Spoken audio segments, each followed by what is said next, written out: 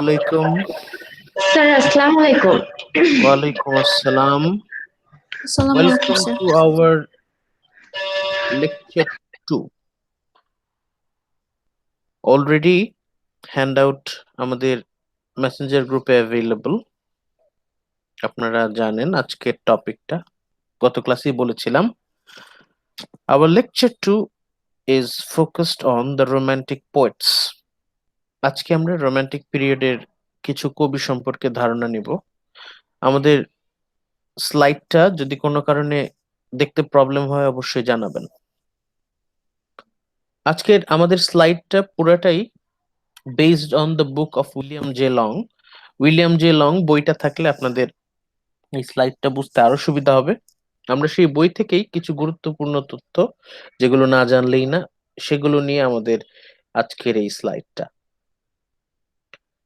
অন্যরা আসার আগে আমরা রিপিট করি গত ক্লাসে আমরা কি করেছিলাম। গত ক্লাসে আমরা দ্য আইডিয়া অফ রোম্যান্টিসিজমকে আমরা ডিফাইন করার চেষ্টা করেছি।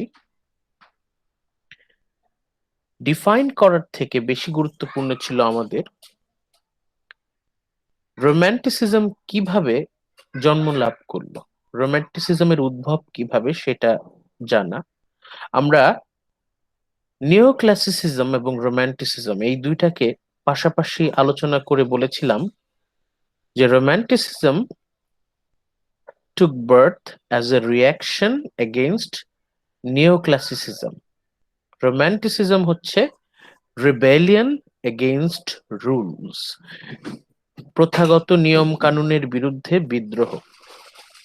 এরপর আমরা নিও ক্লাসিসিজমের সাথে রোম্যান্টিসিজমের তুলনামূলক আলোচনা করেছিলাম একটা আইডিয়া নেয়ার জন্য।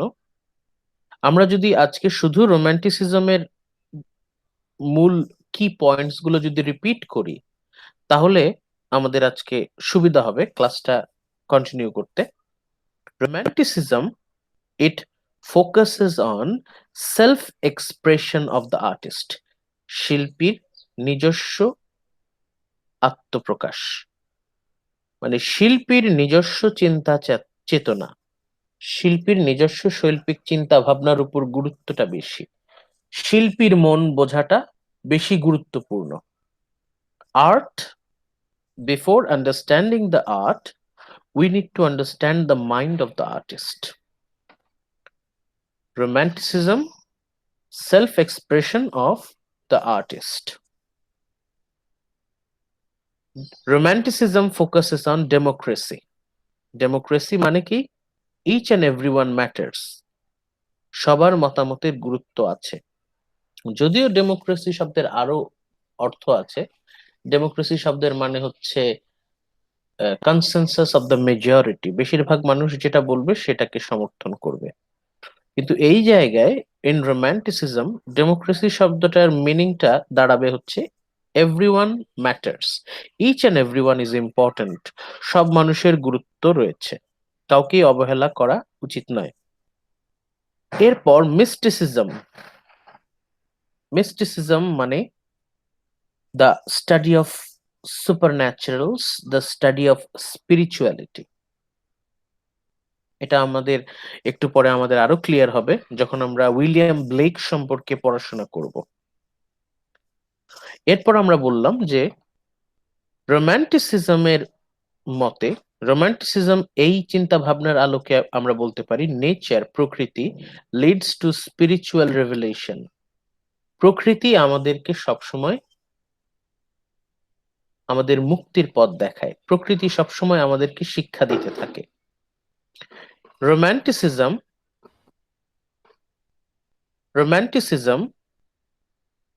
it focuses on rural life, village life, country life.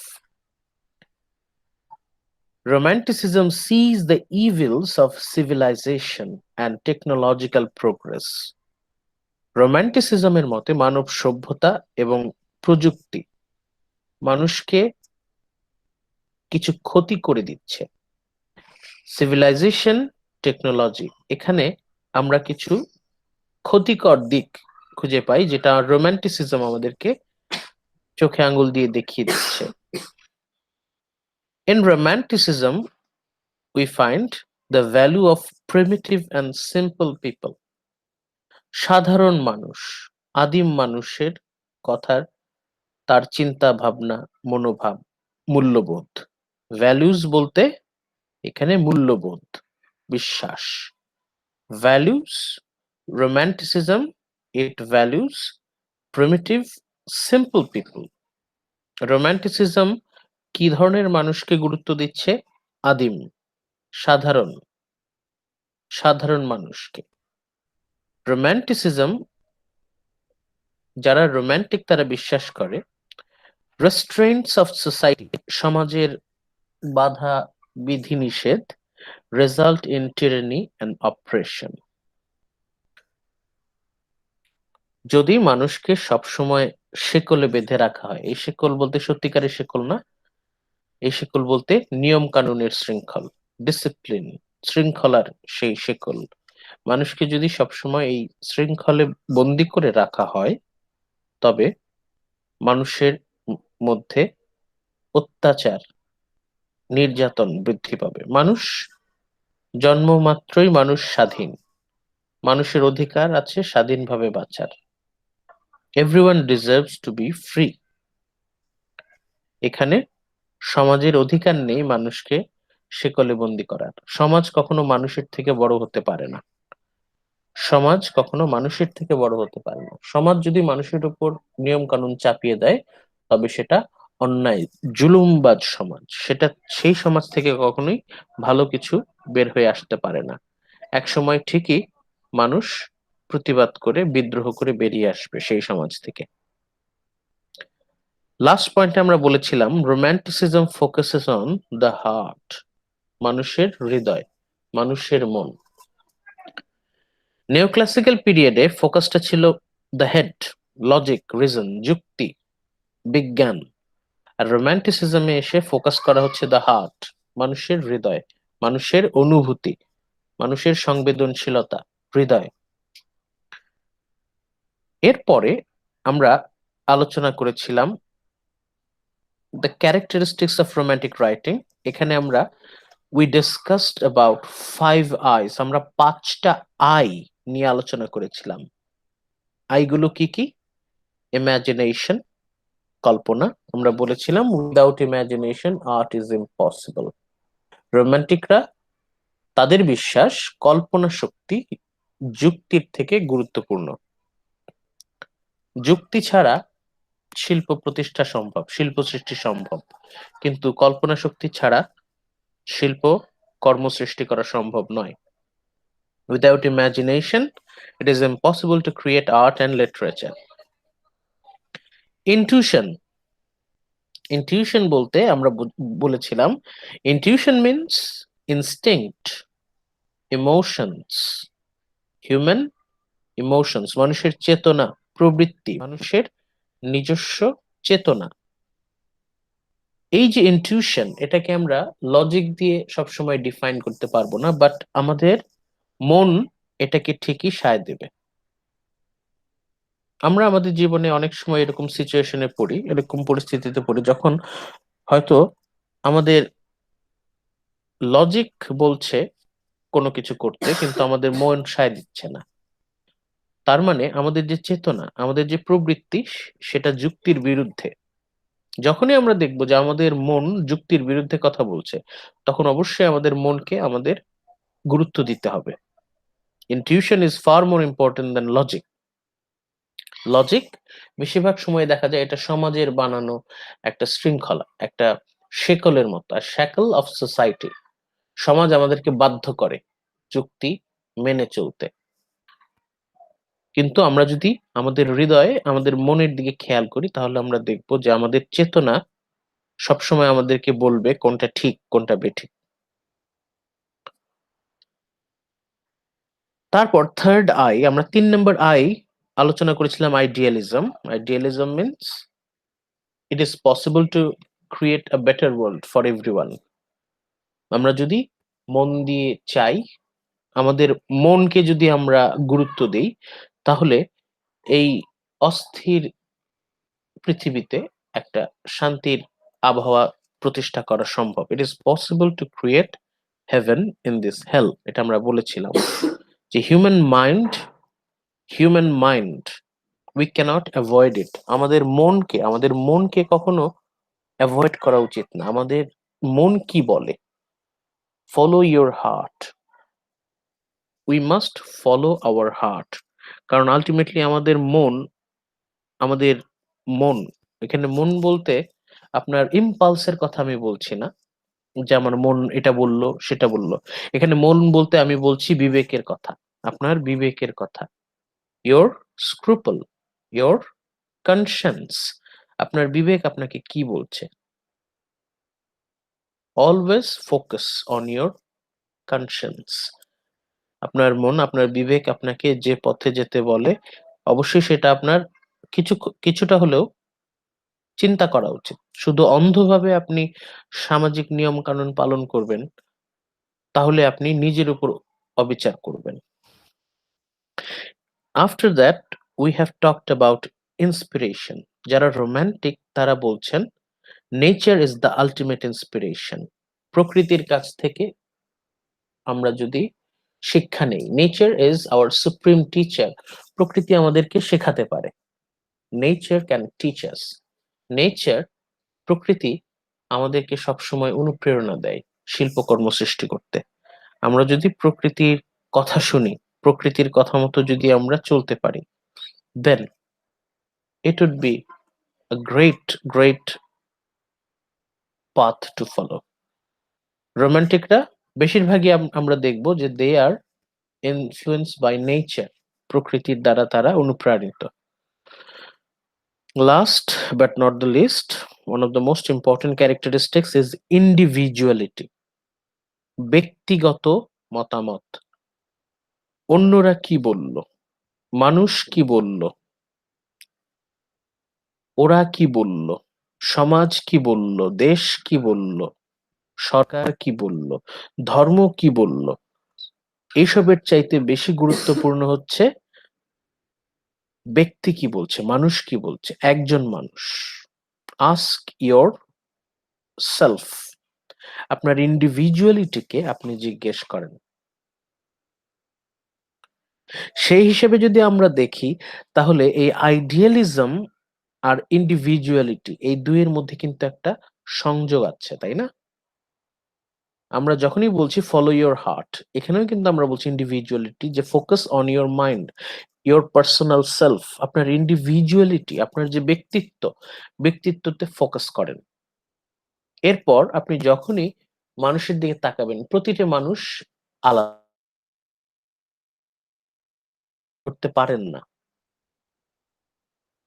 সবাইকে আপনি এক গ্রুপে ফেলতে পারেন না। প্রতিটা মানুষ দে হ্যাভ দেয়ার ডিটেইলস।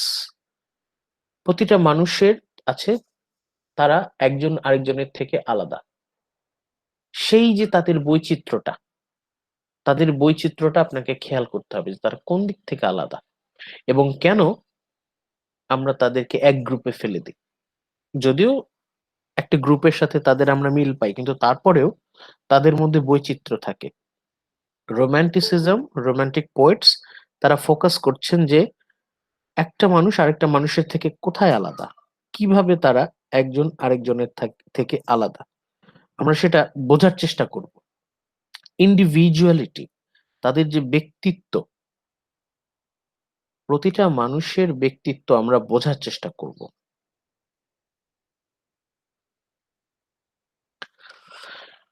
ওকে, আমরা কতজন আছি? আমাদের সংখ্যা এখনো ভালো না, আমরা মাত্র 9 জন আছি। অনলি 9। ওকে, আমরা আস্তে আস্তে তাহলে আমাদের আজকের লেকচারটা শুরু করে দিই। দেরি করলে আজকে আর কভার করা যাবে না। আর দেরি করা যাচ্ছে না, শুরু করে দিচ্ছি আমাদের লেকচার 2, দ্য রোমান্টিক পোয়েটস। এই হচ্ছে আমাদের আজকের স্লাইড। এটা অলরেডি আপনাদের মেসেঞ্জার গ্রুপে এবং গুগল ক্লাসরুমে available. The romantic poets, romantic পিরিয়ডের কবিদের নিয়ে আজকে আমাদের আলোচনা। Let's start with the first generation romantic poets. Romantic পিরিয়ডের কবিদেরকে যদি আমরা ক্লাসিফাই করি, দুই ভাগে ভাগ করি, আমরা দুইটা প্রকার পাবো। একটা হচ্ছে দ্য সিনিয়র রোমান্টিক্স, যাদেরকে আমরা বলছি প্রথম প্রজন্মের রোমান্টিক কবি, first generation romantic poets. First generation romantic poets আমরা তিনজন প্রধান কবির কথা আমরা আলোচনা করব।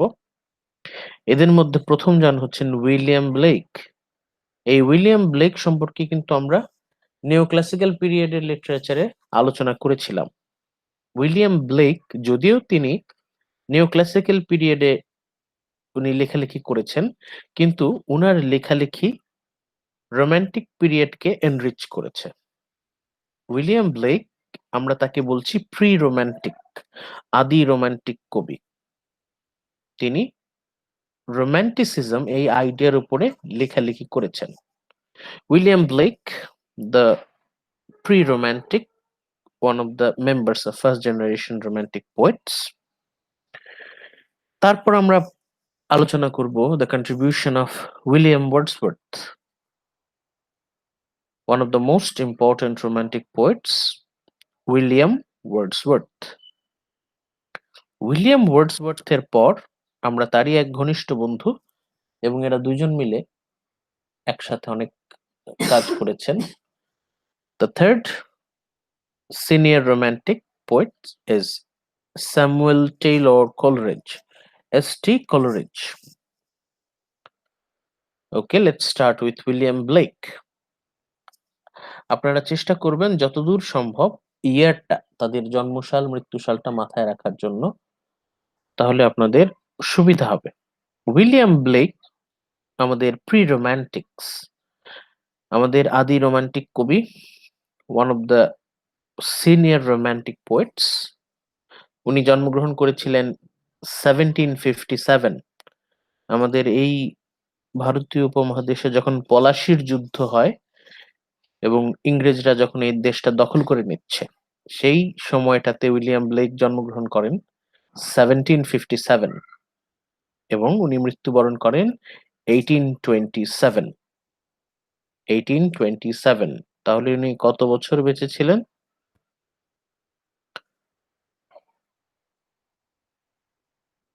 কত বছর বেঁচে ছিলেন? 70 বছর।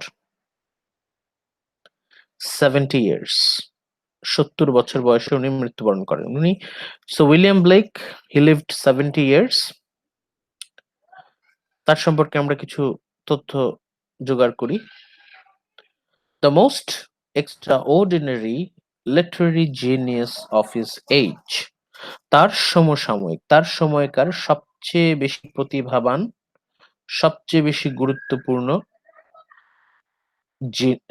গুরুত্বপূর্ণ সাহিত্যিক জিনিয়াস, সাহিত্যিক প্রতিভা,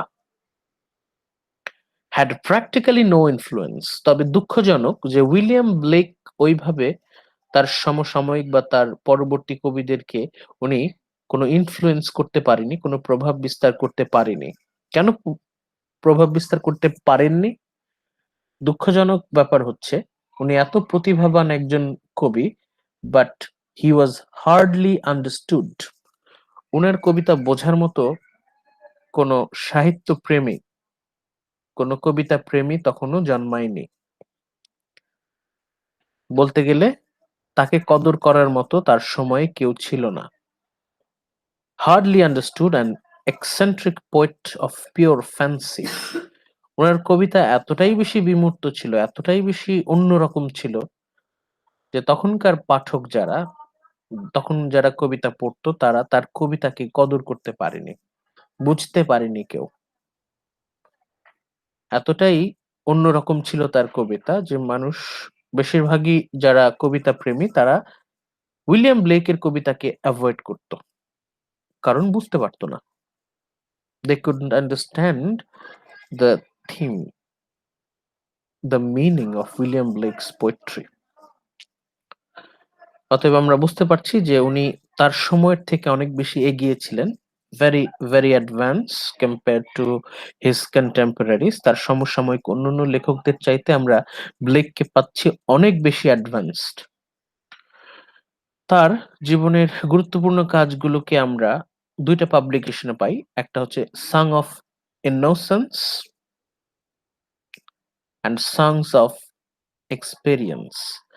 সংস of innocence and songs of experience, আশা করি এটা আপনাদের পড়ে আসার কথা বেশিরভাগেরই।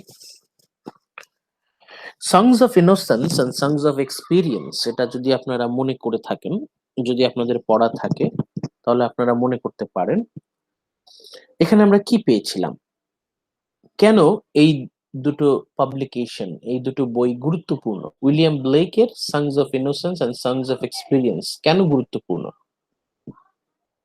কারণ these two publications reflected two widely different views of the human soul. মানুষের আত্মার দুটি সম্পূর্ণ বিপরীত দিক। মানুষের যে পর্যবেক্ষণ, পরিপ্রেক্ষিত, পার্সপেক্টিভ, মানুষের পরিপ্রেক্ষিত কতটা আলাদা হতে পারে। Totally two different point of views. আমরা সংস অফ ইনোসেন্সে এক ধরনের পার্সপেক্টিভ পাই, সংস অফ এক্সপিরিয়েন্স পাই তার সম্পূর্ণ আলাদা, সম্পূর্ণ উল্টো। বয়স বাড়ার সাথে সাথে মানুষের পর্যবেক্ষণ ক্ষমতা এবং মানুষের পার্সপেক্টিভ কিভাবে বদলে যায়, একই একই একই বিষয়ের বিপরীত অর্থ চলে আসে যখন মানুষ বড় হয়। when a person is innocent in his young age, তখন বিষয়গুলোর মানে একরকম থাকে, আর যখন সে ম্যাচিউরড হয়, when that person is in experience, তখন সেই বিষয়ের মিনিংটাই, অর্থটাই পাল্টে যায়।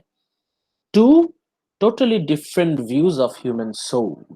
যখন সে ইনোসেন্ট থাকে তখন হিউম্যান সোল কেমন থাকে, আর যখন এক্সপিরিয়েন্সে সে চলে যায় তখন তার সোল কেমন হয়। খুবই গুরুত্বপূর্ণ কাজ উইলিয়াম ব্লেকের।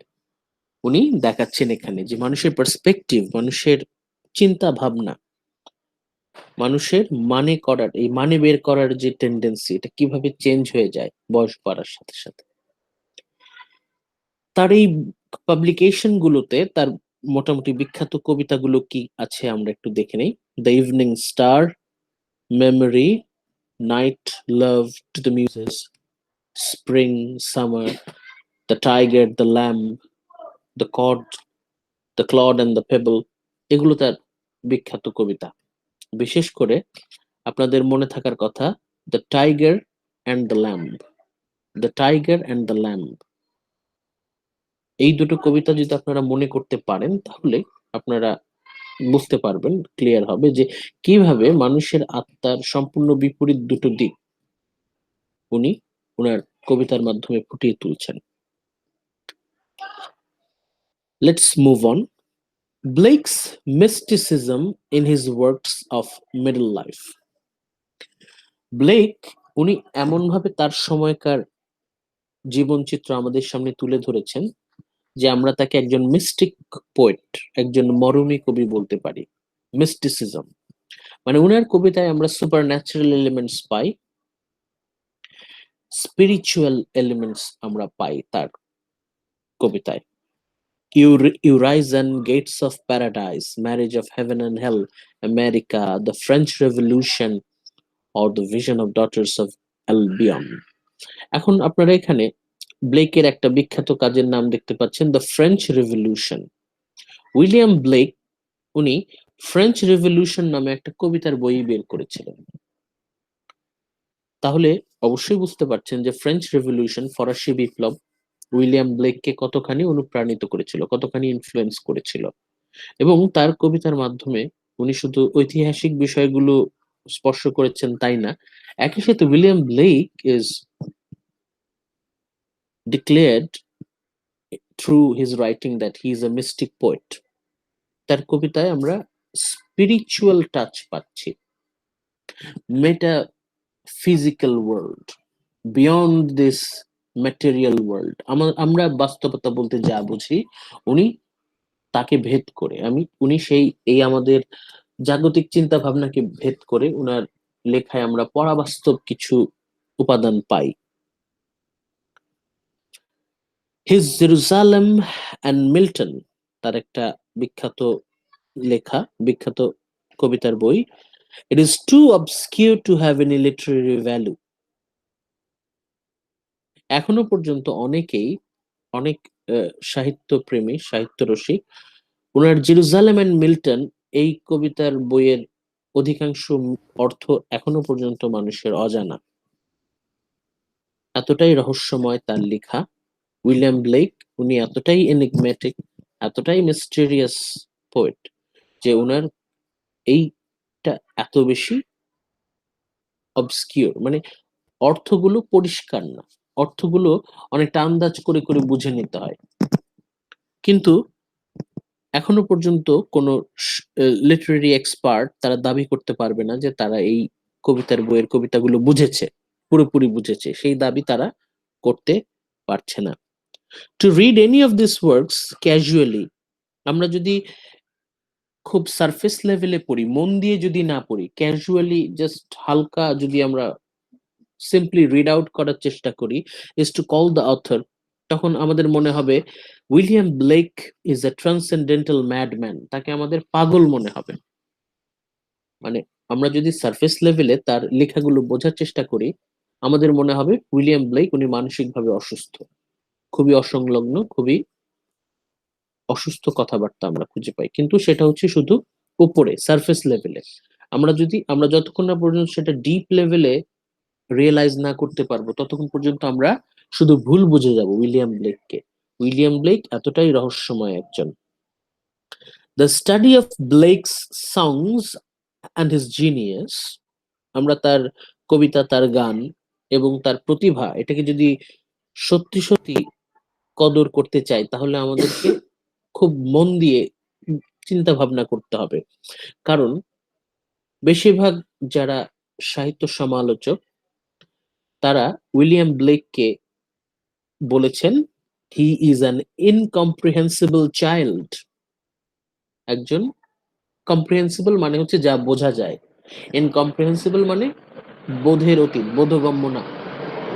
ইনকম্প্রিহেন্সিবল চাইল্ড উইলিয়াম ব্লেক, উনি একজন চির শিশু।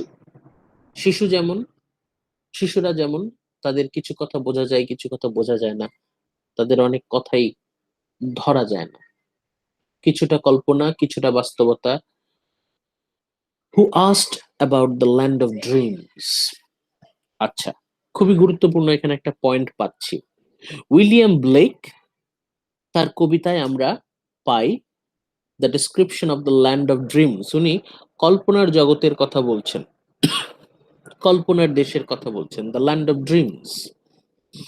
এখন আমরা এই স্লাইড থেকে রোম্যান্টিসিজমের যে 5 আই ছিল না, সেই 5 আই গুলো একটু বের করার চেষ্টা করব। এখানে আমরা কি পাচ্ছি? যখন আমরা এখানে দেখতে পাচ্ছি মিস্টিসিজম, মিস্টিক এই শব্দটাকে আমরা কানেক্ট করতে পারি। আমরা যদি ওই আগের গত ক্লাসের স্লাইডে যাই, imagination, intuition, idealism, inspiration, individuality, তাহলে আমরা এখানে মিস্টিসিজমকে আমরা বসাতে পারি হচ্ছে এই ইনটিউশন আইডিয়ালিজমের মাঝামাঝি। আমরা মিস্টিসিজমকে ইনটিউশন, আইডিয়ালিজম এদের কাছাকাছি রাখতে পারি। অনেকে ইনটিউশনের মধ্যে এটাকে ফেলবে, অনেকে আইডিয়ালিজমের মধ্যে এটা ফেলবে, বাট আপনাকে এটা বুঝতে হবে যে মিস্টিসিজমকে তাহলে আমরা কোথায় প্লেস করতে পারি। কেউ ইনটিউশনেও এটাকে প্লেস করতে পারে, আইডিয়ালিজমকেও প্লেস করতে পারে। মানে আমরা 1-2 অফ দ্য 5 আইস আমরা একই সাথে টাচ করে ফেলছি উইথ দিস ওয়ার্ড মিস্টিসিজম। তারপর আমরা যখন বলছি when we are stating that he is an incomprehensible child, মানে কি? আমরা তার ব্যক্তিত্ব, পার্সোনালিটি নিয়ে কথা বলছি। যখন আমরা তাকে বলছি transcendental madman, an eccentric extraordinary literary genius, তখন আমাদের কিন্তু এই ইন্ডিভিজুয়ালিটি, এই আইটা মাথায় রাখতে হবে। ইন্ডিভিজুয়ালিটি, ব্যক্তিত্ব। অন্য কবিদের তুলনায় তার ব্যক্তিত্ব খুবই অনন্য, অন্যদের থেকে উনি খুবই আলাদা, এবং উনার যে ব্যক্তিত্ব, এই ব্যক্তিত্ব আপনি অন্য কারোর সাথে তুলনা করতে পারবেন না। অতএব আমরা এই আইটাও এখানে পাচ্ছি। আরো কি আছে? Is talking about the land of dreams, স্বপ্ন। স্বপ্ন বলতে এখানে আমরা কল্পনা, ইমাজিনেশন, এটাকে আসবে, ইমাজিনেশন আই চলে আসবে।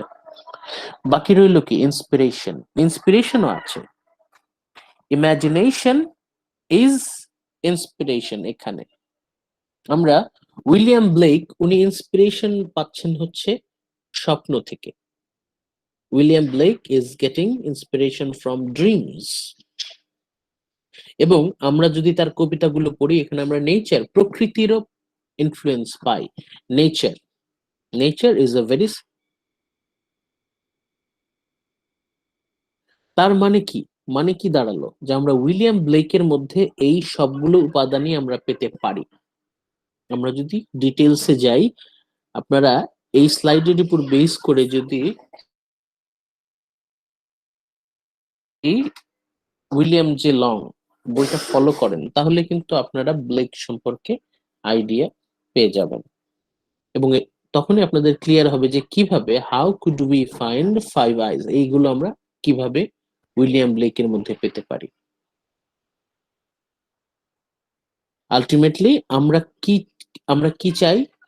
আমাদের টার্গেট থাকবে, we will try to identify the contributions of William Blake in English literature. In English literature or in romantic poetry, William ব্লেকের অবদান কি, এটা আমাদেরকে খুঁজে বের করতে হবে।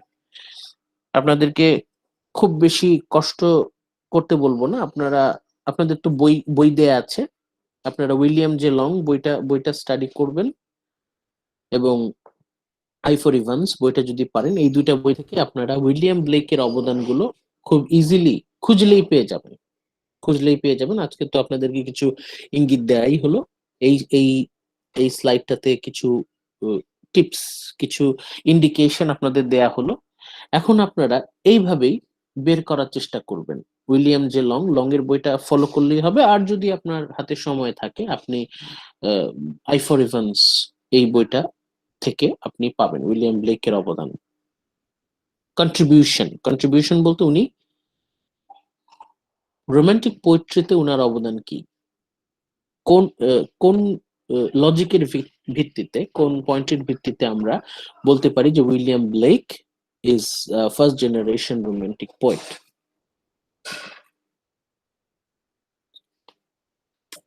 Let's move on to our next first generation romantic poet, William Wordsworth. William Wordsworth খুবই গুরুত্বপূর্ণ একজন রোমান্টিক পোয়েট বলা হয় তাকে। তারই হাত ধরে অফিসিয়ালি রোমান্টিক মুভমেন্ট শুরু হয়। আমরা যাচ্ছি আস্তে আস্তে। উইলিয়াম ওয়ার্ডসওয়ার্থ উনি জন্মগ্রহণ করেছেন 1770। উইলিয়াম ব্লেক জন্মগ্রহণ করেছিলেন 1757। William Wordsworth 1770। তাহলে উনি কত বছরের ছোট? 13 ইয়ার্স, 13 বছর। 13 বছর পরে জন্ম। উইলিয়াম ব্লেকের থেকে ওয়ার্ডসওয়ার্থ 13 বছরের জুনিয়র, 13 ইয়ার্স জুনিয়র। আর উনি মৃত্যুবরণ করেছেন 1850 সালে। উইলিয়াম ওয়ার্ডসওয়ার্থ, উনাকে আমরা কেন মনে রাখবো? Why should we remember William Wordsworth in romantic poetry? উনি কি করেছেন আমরা একটু দেখি। Published lyrical ballads in 1798. উনি 1798 সালে, এর আগে আমরা গত ক্লাসে পড়েছিলাম 1792। 1792 তে অ্যাকচুয়ালি উনারা তাদের লেখাটা কমপ্লিট করেছিলেন। They completed their works in 1792, যেটা আমরা গত ক্লাসে বলেছিলাম।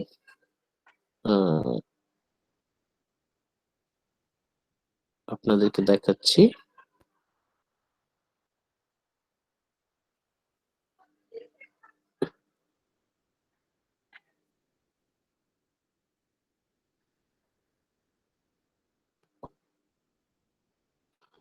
লাস্ট ক্লাসে একটা একটা পর্যায়ে গিয়ে আমরা আপনাদেরকে বলেছিলাম এই ইয়ারটা মনে রাখার জন্য। এই যে এখানে বলা হয়েছে পাবলিকেশন অফ লিরিক্যাল ব্যালেডস ইন 1792। এখন এই ইনফরমেশনটাতে একটু প্রবলেম আছে। ওনারা এই সময় অ্যাকচুয়ালি কমপ্লিট করেছিলেন তার লেখাগুলো, তারা 1792 পাবলিশ করতে পারেননি। They fail to publish it in 1792। কেন? কারণ এই বইটা পাবলিশ করার মতো কোনো পাবলিশার পাওয়া যাচ্ছিল না। তারা যে বইটা দুজন মিলে লিখেছিলেন, কে কে লিখেছিলেন? Wordsworth and Coleridge. এই লিরিক্যাল ব্যালাডসটা এটা একটা কোলাবোরেটিভ ওয়ার্ক। এটা ওয়ার্ডসওয়ার্থ একা করেন নাই, ওয়ার্ডসওয়ার্থের সাথে ছিলেন স্যামুয়েল টেইলর কোলরিজ। এরা দুইজন মিলে একটা সংকলন করলেন। এরা দুইজনের লেখাই ওখানে ছিল। উইলিয়াম ওয়ার্ডসওয়ার্থের কিছু লেখা ছিল, কোলরিজের কিছু লেখা ছিল। এরা দুইজন মিলে লিরিক্যাল গিয়ে একটু সমস্যা হয়ে গেল। যারা পাবলিশার তারা বললেন যে এগুলো কবিতা হয়নি, এগুলো পাবলিশ করলে ক্রিটিকরাও এটাকে গ্রহণ করবে না, সাধারণ মানুষ এটাকে গ্রহণ করবে না। কেন? তার কারণগুলো ছিল অদ্ভুত। তারা বলছিল যে এই কবিতাগুলোর ভাষা হচ্ছে খুবই সাধারণ ভাষা, এত অর্ডিনারি ল্যাঙ্গুয়েজে কবিতা কি করে হয়? আর কবিতা হওয়া উচিত সিরিয়াস, গ্র্যান্ড কোনো থিমের উপরে। কিন্তু এখানে তাদের লিরিক্যাল ব্যালাডস, এই কবিতার বইতে যে কবিতার বিষয়বস্তুগুলো ছিল সেগুলো ছিল খুবই সাধারণ, সাধারণ মানুষের জীবনের কথা, not something extra ordinary. Very ordinary things written in very ordinary language. খুবই সাধারণ গল্প, খুবই সাধারণ কিছু বিষয় একেবারে সাধারণ ভাষায় লেখা। যারা পাবলিশার, যারা ক্রিটিক, তারা এটাকে ব্যঙ্গ করলেন, তারা মক করলেন, হাসি তামাশা করলেন। তারা বললেন যে এটা কোনো কবিতাই হয় না এবং এটা সিরিয়াস। ওরা 6 বছর তারা বিভিন্ন পাবলিশারের দুয়ারে দুয়ারে তারা ঘুরলেন, কিন্তু তারা এটাকে পাবলিশ করতে পারলেন না। ইট টুক দেম 6 years। 6 বছর ধরে তারা চেষ্টা করলেন। 6 বছর চেষ্টা করার পর ইন 1798, 1798 সালে অবশেষে এটা অফিসিয়ালি পাবলিশড হলো। মানে লেখা শেষ হয়েছিল 6 বছর আগে, ইন 1792, কিন্তু এটা পাবলিশ হলো ইন 1798। পাবলিশ হওয়ার পরেও কপাল খারাপ। It attracted no attention and was practically ignored. এই কবিতার বইটা পাবলিশ হওয়ার পর এটা নিয়ে কেউ কোনো কথাও বললো না, কোনো ক্রিটিক্স এটাকে মূল্যায়ন করলেন না এবং সবাই এটাকে ইগনোর করতে লাগলো ফর মেনি ইয়ার্স। মানে মানুষ এটাকে পাত্তা দেয়নি। এই লিরিক্যাল ব্যালাডস এগুলো এতই অর্ডিনারি ল্যাঙ্গুয়েজে লেখা ছিল, ক্রিটিকরা তারা এটাকে কবিতার সম্মান, কবিতার মর্যাদা দিতে তারা অস্বীকৃতি জানালেন এবং তারা ইগনোর করলেন ফর মেনি ডেজ। অনেক বছর ধরে এটা এটা ক্রিটিকদের মূল্যায়ন পায়নি, অবহেলার শিকার হয়েছিল। মানে কেউ ওই সময় তাকে কদর করেনি। Still regarded as the final triumph of romanticism.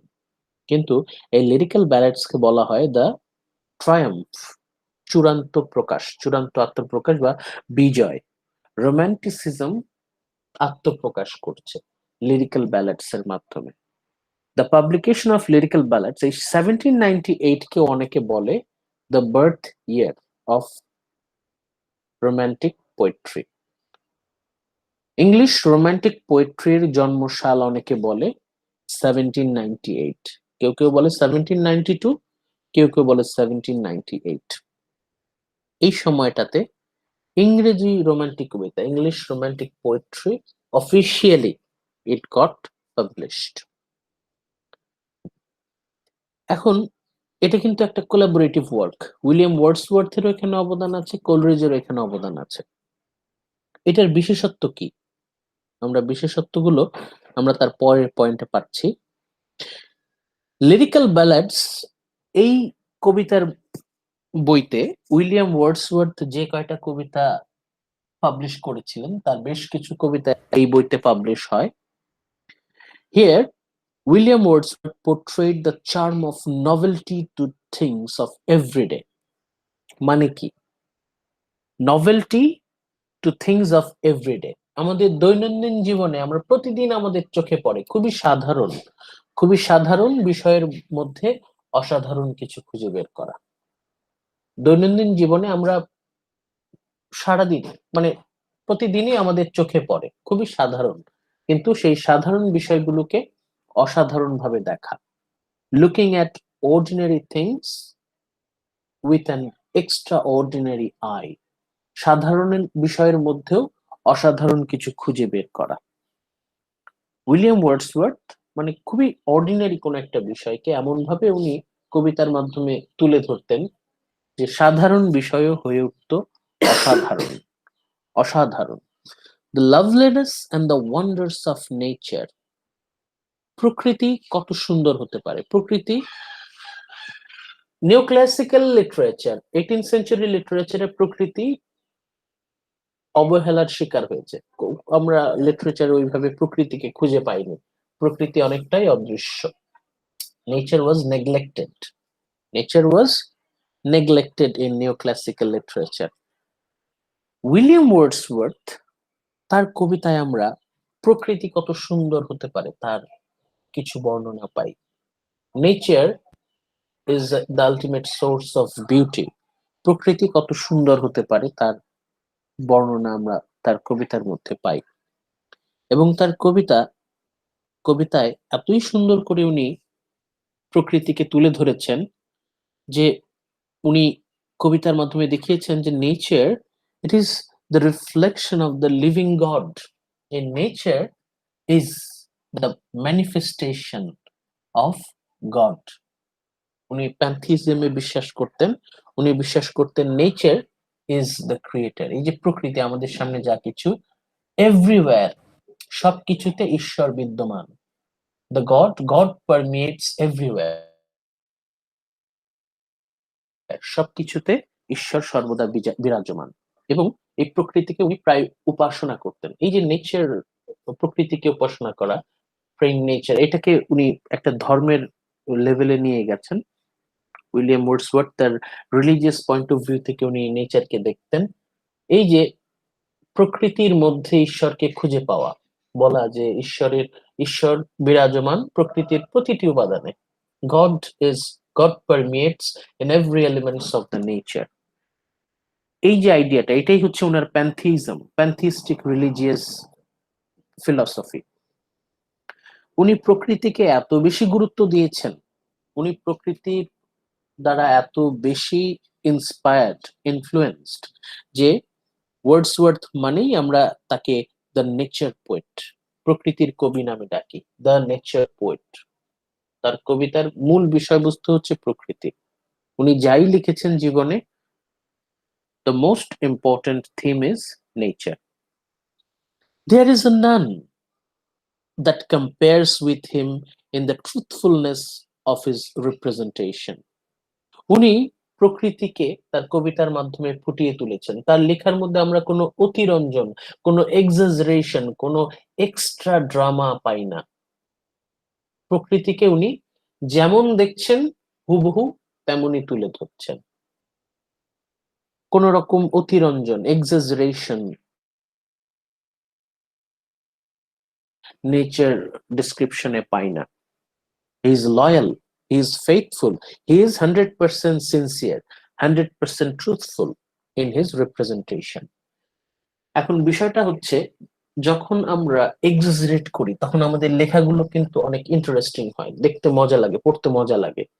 কিন্তু ওয়ার্ডসওয়ার্থ উনি এতটাই ট্রুথফুল যে উনার নাটকে, উনার প্রকৃতির কবিতায় আমরা কোনো ড্রামা খুঁজে পাই না, কোনো এক্সাইটমেন্ট আমরা খুঁজে পাই না। সেই জন্য ওয়ার্ডসওয়ার্থের প্রকৃতির কবিতা অনেকের কাছে বোরিং লাগে, কারণ উনি তো সাজিয়ে গুছিয়ে মিথ্যা কথা বলছেন না, উনি যা সত্য তাই, যেমন দেখছেন তেমনই।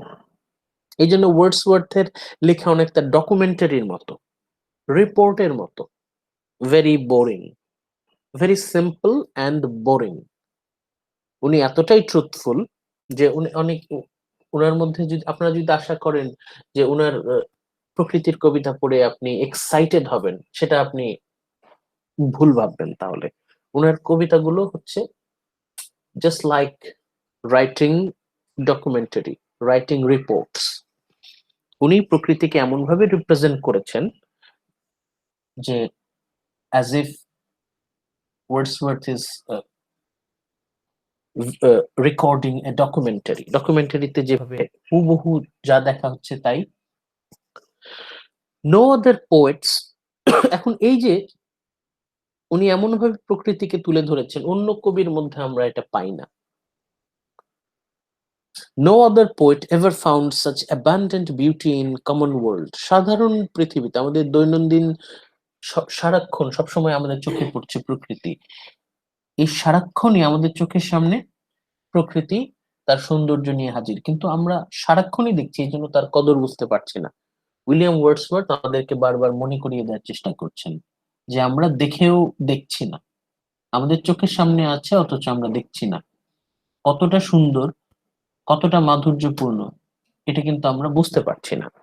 William Wordsworth to the point সবকিছু উনি ওনার কবিতার মাধ্যমে আমাদেরকে বোঝানোর চেষ্টা করছেন। He is trying to make us realise.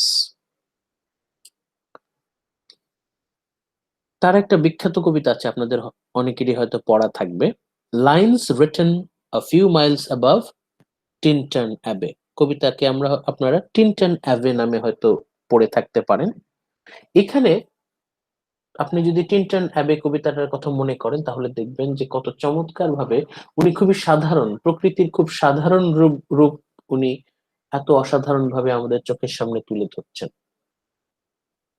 আমাদের দৈনন্দিন জীবনে সৌন্দর্য, প্রকৃতির সৌন্দর্য আমরা উই টেক ফর গ্রান্টেড। আমরা এত মাধুর্য, প্রকৃতিতে এত মাধুর্য, সেটা আমরা ভুলে যাই। ওয়ার্ডসওয়ার্থের কবিতা পড়লে আমরা সেটা মনে করতে বাধ্য হই, আমাদের মাথায় আবার রিয়েলি আমরা ভুলেই যাই প্রকৃতি কত সুন্দর। ওয়ার্ডসওয়ার্থ আমাদেরকে বারবার মনে করিয়ে দিতে চান।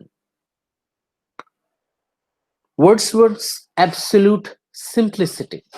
ওয়ার্ডসওয়ার্থ তার কবিতা এতটাই সিম্পল, ওনার কবিতা এতটাই সিম্পল, এখানে আমরা এক্সট্রা ছন্দ, এক্সট্রা কোনো মেলোডি আপনি পাবেন না। ওয়ার্ডসওয়ার্থ ওনার লেখা খুবই সিম্পল, অনেক বেশি সিম্পল। এখানে বিউটি ইজ পোর্ট্রেড আনঅ্যাডর্নড।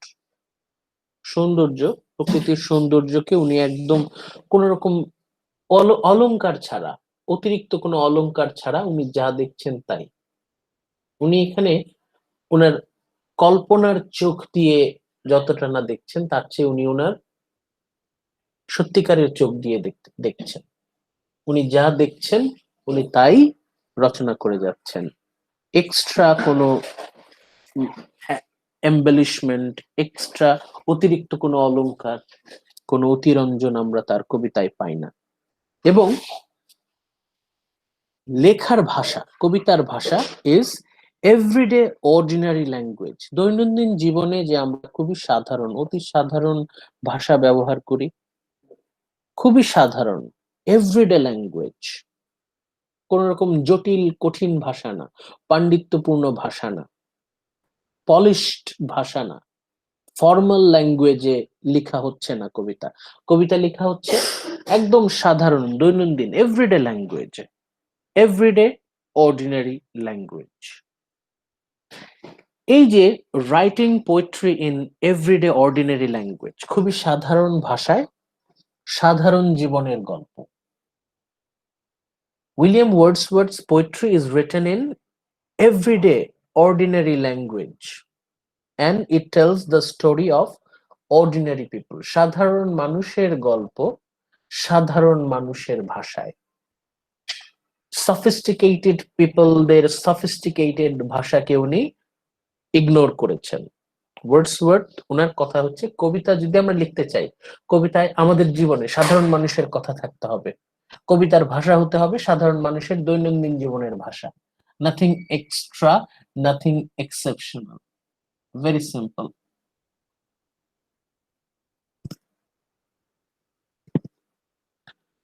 এইটাই হচ্ছে তার ফিলসফি। এইটার উপর ভিত্তি করেই উনি কবিতার একটা নতুন ধারণার জন্ম দিচ্ছেন।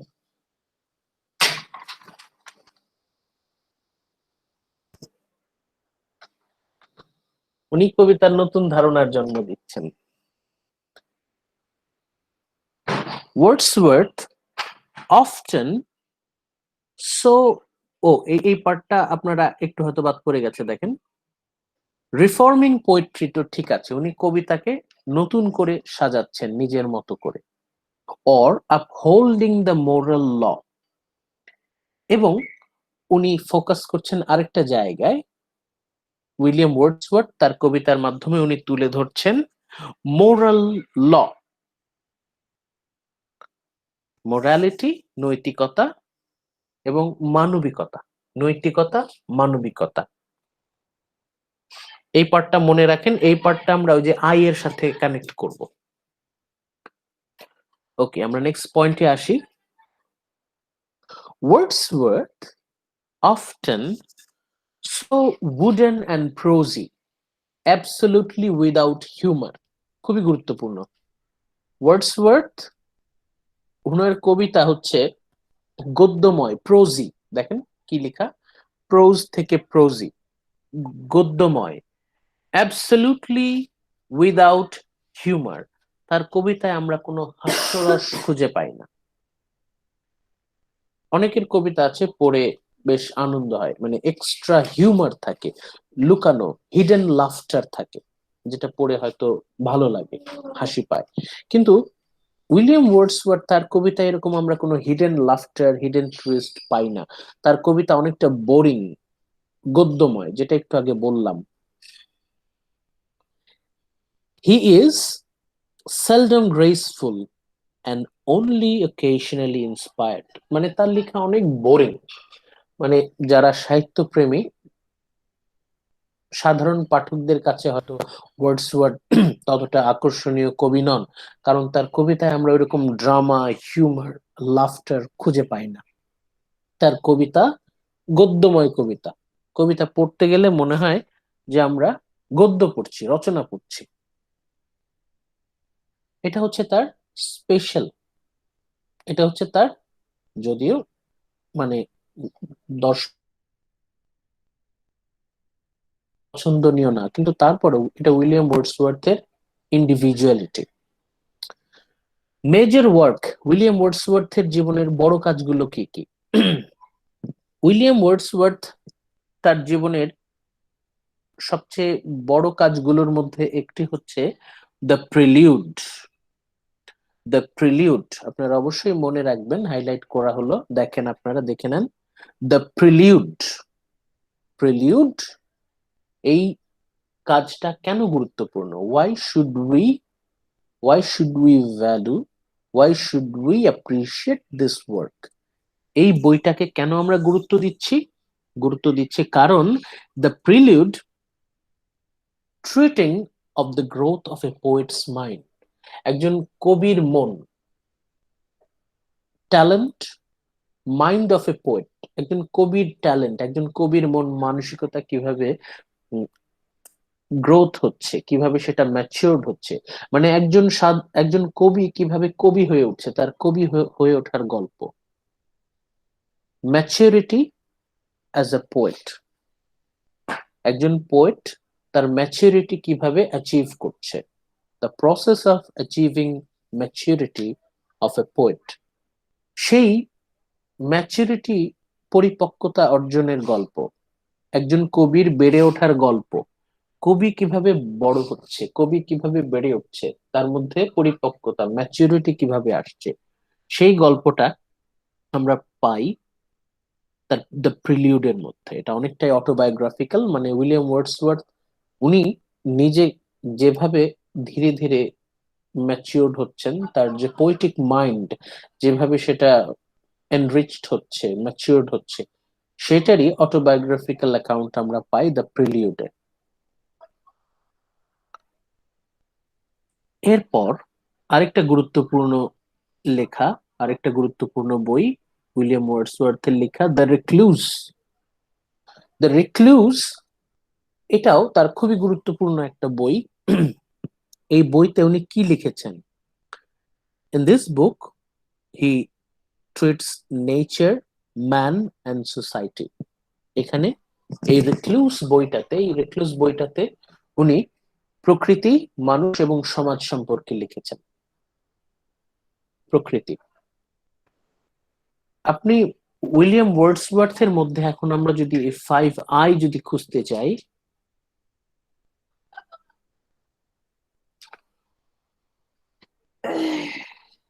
5 I এখানে যদি আমি খুঁজতে চাই, ইন্ডিভিজুয়ালিটি, এটা তো আমরা বললাম যে ওনার লেখার স্টাইল, ওনার যে ইন্ডিভিজুয়ালিটি, ওনার যে পোয়েটিক মাইন্ড, সেটা কিন্তু অন্য 8-10 জন কবির থেকে আলাদা। তার যে অরিজিনাল স্টাইল, ওনার ইন্সপিরেশন, উনি ইন্সপিরেশন পাচ্ছেন কোথা থেকে? নেচার থেকে, প্রকৃতি থেকে। ওনার আইডিয়ালিজম, ইনটিউশন, পুরোটাই based on nature and human being. Imagination পার্টটাতে এসে হয়তো আপনি বলতে পারেন যে উনি তো প্রকৃতিকে যেমন দেখেছেন উনি তেমন ভাবেই প্রকৃতিকে পোর্ট্রে করেছেন। He portrayed nature as it is. তাহলে এখানে ইমাজিনেশনটা কোত্থেকে আসলো? ইমাজিনেশন মানে সবসময় যে পুরো কল্পনা করা তা কিন্তু না। ইমাজিনেশন মানে হচ্ছে দেখার চোখ। পুরোপুরি সেটা যে কল্পনার জগৎ থেকে আসবে তাও না। কেন আমরা বলতে পারি যে উইলিয়াম ওয়ার্ডসওয়ার্থের মধ্যে ইমাজিনেশন আছে? ইমাজিনেশন আছে আমরা কিভাবে বলতে পারি? একটু আগে আমরা বললাম না যে he portrayed the charm of novelty to things of everyday. দৈনন্দিন জীবনের বিভিন্ন সাধারণ বিষয়ের মধ্যে উনি মাধুর্য খুঁজে পেতেন, সৌন্দর্য খুঁজে পেতেন। এই যে দেখার চোখ, এই যে লুকিয়ে থাকা সৌন্দর্য দেখার চোখ, এটাও কিন্তু imagination. Without imaginative I U will fail to appreciate the hidden beauty. লুকিয়ে থাকা মানে ইন প্লেন সাইট, একদম আমাদের চোখের সামনে লুকিয়ে আছে অনেক সৌন্দর্য, চোখের সামনেই লুকিয়ে আছে সৌন্দর্য। ইমাজিনেটিভ আই না থাকলে সেটা কিন্তু সম্ভব না। উইলিয়াম ওয়ার্ডসওয়ার্থকে অবশ্যই আমরা বলতে পারি হি ইজ ইমাজিনেটিভ, কিন্তু হি ইজ সিনসিয়ার। উনি যা দেখছেন উনি উনার প্রকৃতির প্রতি ফেইথফুল, লয়াল। উনি কোনো মিথ্যা কথা বলছেন না, উনি বানিয়ে কিছু বলছেন না। উনি যা দেখছেন তার উপর ভিত্তি করেই কবিতা লিখছেন। সো উইলিয়াম ওয়ার্ডসওয়ার্থের মধ্যে আমরা সবগুলো আই খুঁজে পেলাম, অল 5 I আমরা খুঁজে পেলাম। একইভাবে আপনারা এখন এই স্লাইডের উপর বেস করে আপনার উইলিয়াম জে লং বইটা পড়েন এবং আই ফর ইভান্স বইটাও হেল্প নেন। এমিলি লিগুইজের বইটাও আপনারা নিতে পারেন আপনার যদি সময় থাকে।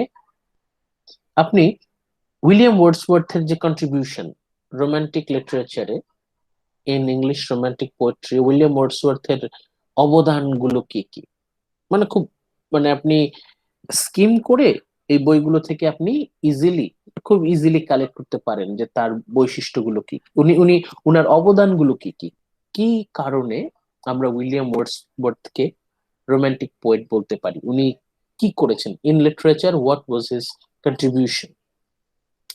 ফর এক্সাম্পল এখানে কন্ট্রিবিউশন বলতে এই যে এটা একটা contribution, he portrayed charm of novelty to things of everyday, এটা একটা কন্ট্রিবিউশন। তারপর absolute simplicity, beauty portrayed unadorned, এটাও একটা। এরপর আমরা এই যে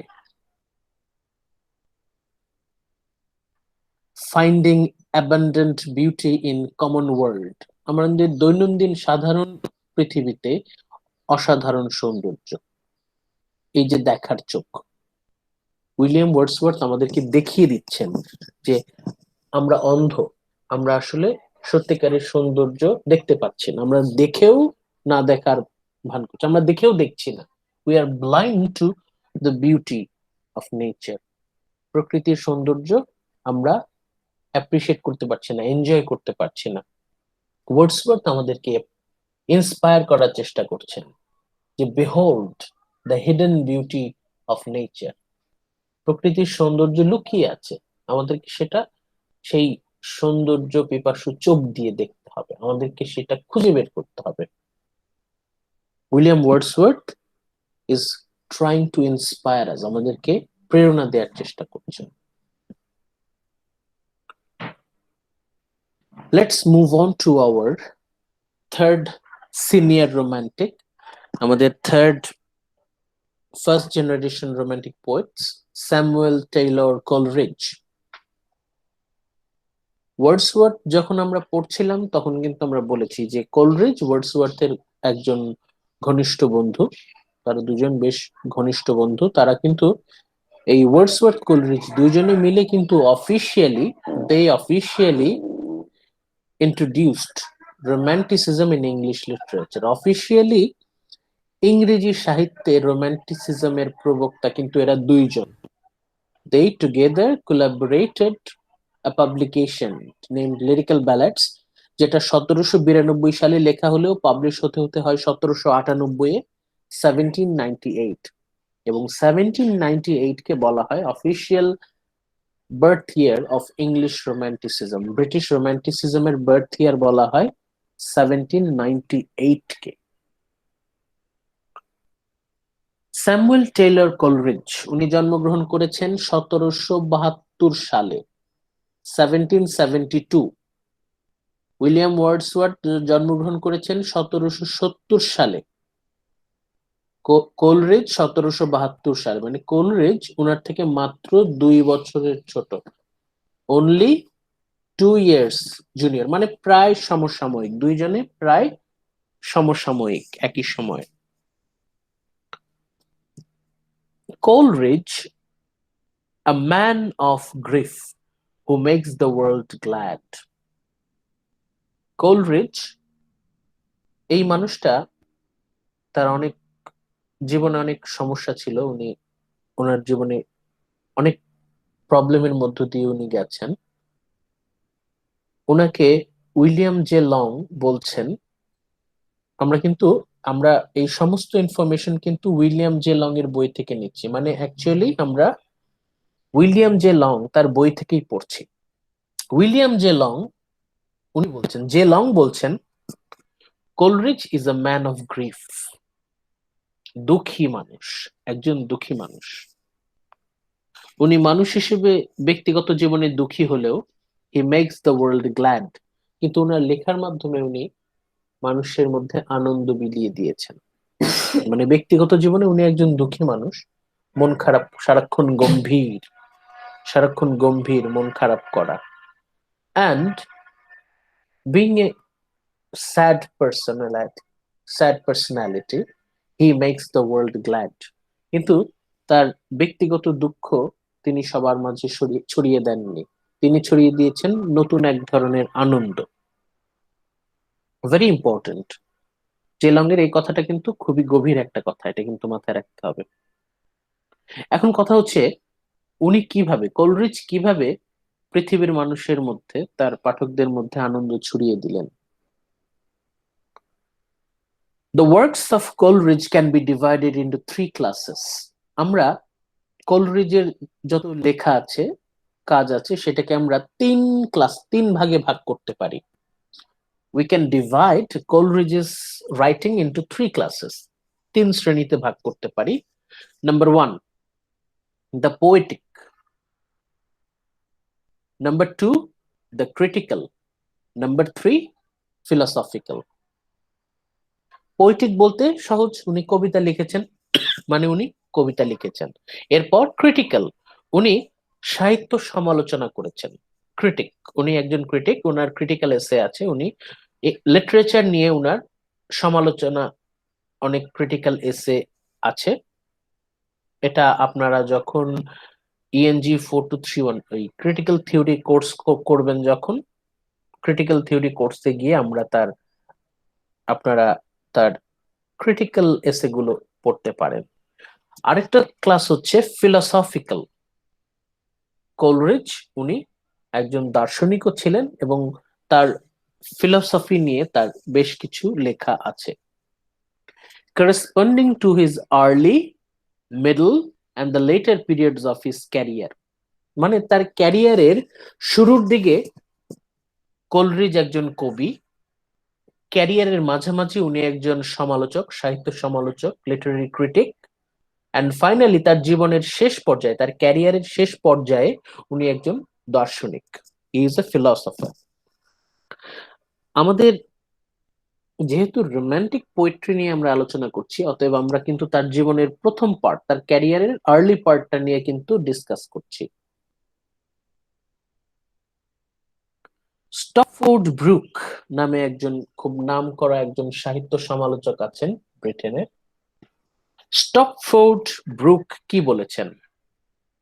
ব্রুক বলেছেন, all that he did excellently might be bound up in 20 pages, but it should be bound in pure gold. কথাটার মানে কি?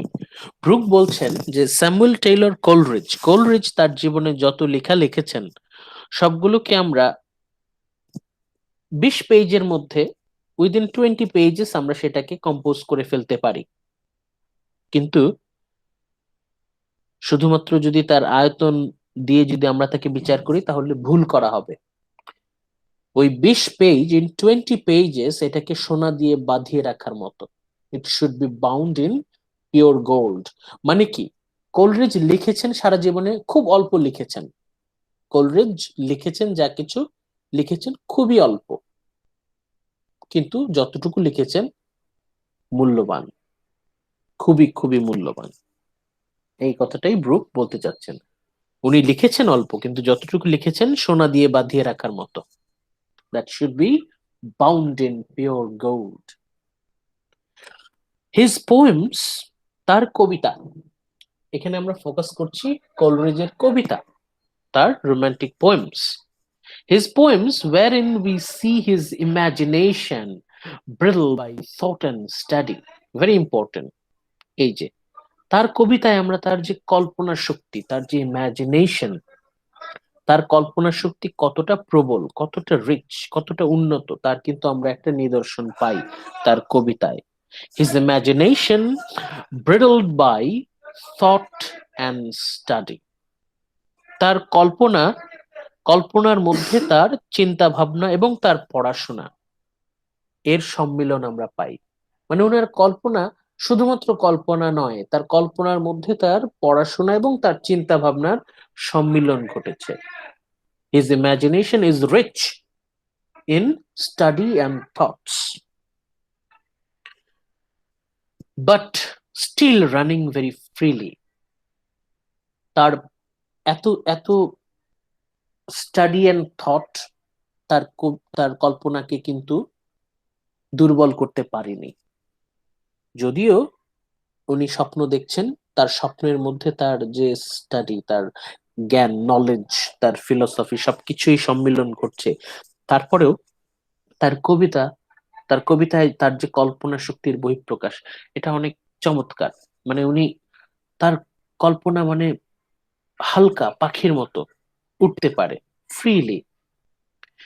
Maybe appreciated in Kubla Khan, Christabel, and the Rime of the Ancient Mariner. আপনাদের পড়া থাকার কথা, উনার যে 3টা বিখ্যাত কাজ, the most famous 3 works of S.T. Coleridge, Kubla Khan, Christabel, and the Rime of the Ancient Mariner. অন্তত কুবলা খান এবং রাইম অফ এনশিয়েন্ট ম্যারিনার আপনাদের পড়ে থাকার কথা। এই 3টা, these three masterpiece in English literature. One can only read them, শুধুমাত্র যদি আমরা একজন পাঠক যদি এই 3টাই পড়ে, and wonder at their melody. এত চমৎকার মিউজিক্যাল কোয়ালিটি এই 3টা মাস্টারপিসে পাওয়া যায়, and at the vague suggestion which they conjure up in the mind. এবং এত চমৎকার ভাবে আমাদের মনে সেই কল্পনার ছবি পরিষ্কার ছায়াছবির মতো ভেসে ওঠে, এত চমৎকার। স্যামুয়েল টেইলর কোলরিজের কল্পনা শক্তি এতটাই প্রবল যে ওনার কবিতা পড়ে পাঠকের মনেও সেই কল্পনার রঙিন ছবি ভেসে ওঠে। অপূর্ব দক্ষতায় উনি তার যে কল্পনাকে পাঠকের মনের মধ্যে খুব সহজেই ট্রান্সফার করে দিতে পারছেন, পৌঁছে দিতে পারছেন। প্রতিটা অক্ষরের মাধ্যমে, কবিতার বাণীর মাধ্যমে পাঠকের মনের মধ্যে কল্পনার ছবি ছায়াছবির মতো রঙিন হয়ে ফুটে উঠছে। The amazing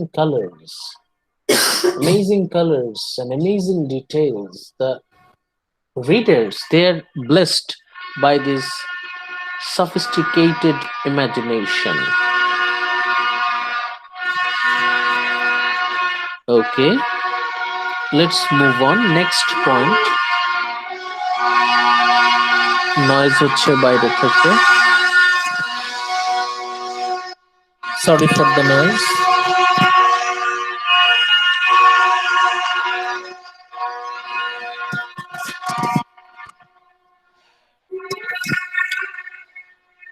এখন কি আমার কথা শুনতে পাচ্ছেন? Yes, sir. আচ্ছা, let's move on. Christabel. Samuel Taylor কোলরিজের লেখা সেই Christabel, it trembles with a strange unknown horror and so suggests the supernatural terrors of the popular historical novels. Horror নভেলগুলো যেরকম হয়ে থাকে, আপনারা দেখেন তো কেউ একজনের মনে হয় মাইক মিউট করা হয়নি, তো দেখেন আমি আমার কথাই শুনতে পাচ্ছি। ক্রিস্টাবেল, এটার গুরুত্বটা কোথায়? ক্রিস্টাবেল এটা একটা ভৌতিক পরিবেশের সৃষ্টি করে পাঠকের মনে। ভূতের গল্প মানে হরর নভেলস পড়ে যেমন পাঠকরা অন্য এক ধরনের আনন্দ পায়, সেরকম থ্রিল, সেই যে horror thrill of horror novels, সেরকম আমরা পাই ক্রিস্টাবেল এই কবিতার মধ্যে। বিষয়টা এমন যে ক্রিস্টাবেল এই কবিতা পড়েই অনেক হরর নভেল রাইটার্স তারা ভূতের এই ভৌতিক উপন্যাস, ভূতের গল্প লেখার অনুপ্রেরণা পেয়েছেন। ঘোস্ট স্টোরিজ, হরর স্টোরিজ মানে কি? মানে কোলরিজের কবিতায় আমরা এই হরর এলিমেন্টস গুলো পাই। Horror elements, terror tales, horror novels এর যে আমেজ সেটা আমরা ক্রিস্টাবেলের মধ্যে পাই। আর যে কবিতাটা যেটা আপনাদের সবারই পড়া আশা করি, the rhyme of ancient mariner, the rhyme of ancient mariner, এটা আপনাদের পড়ে থাকার কথা।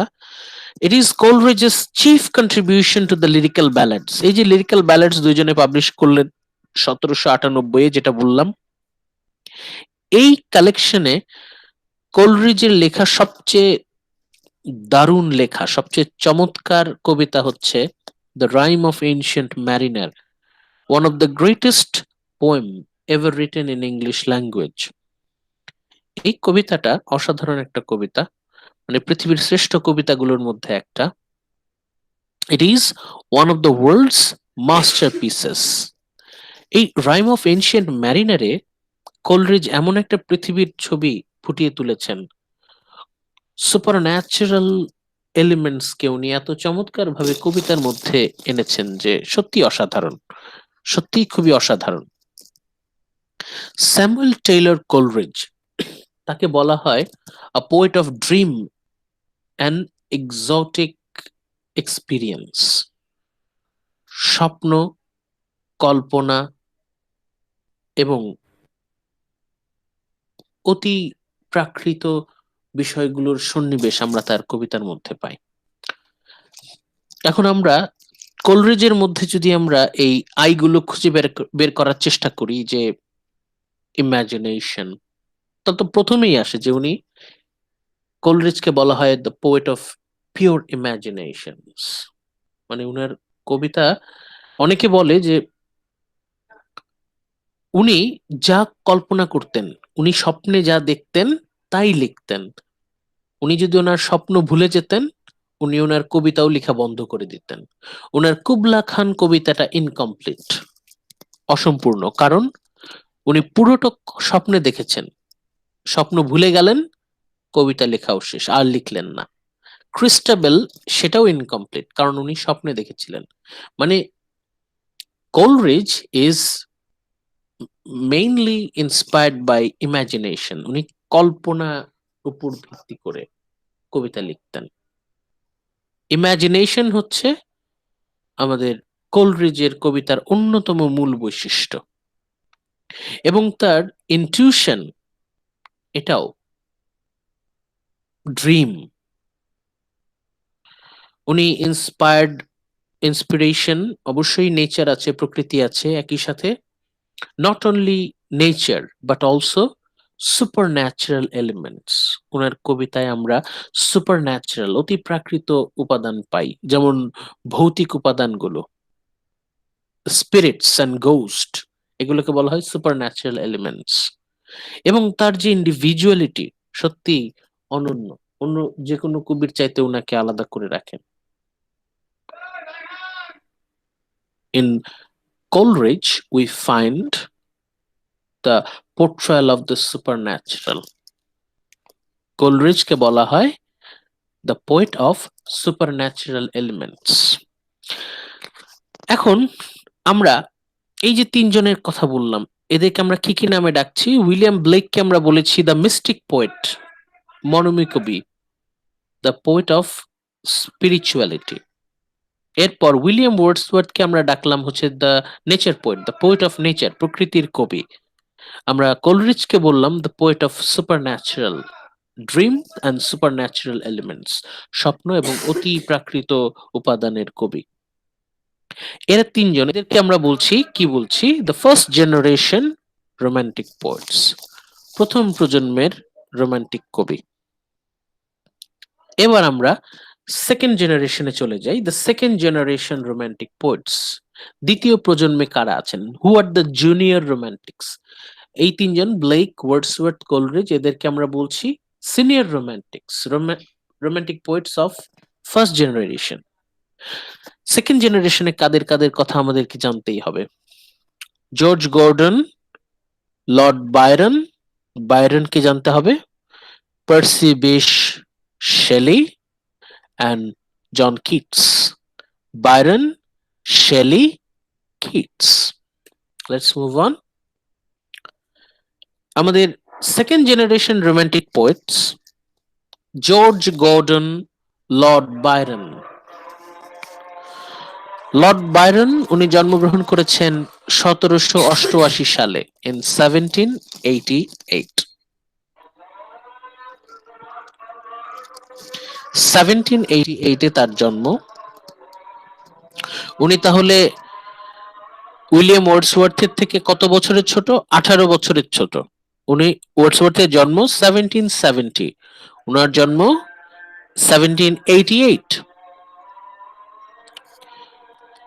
About Byron, one critic speaks out his splendid, imperishable excellence of sincerity and strength.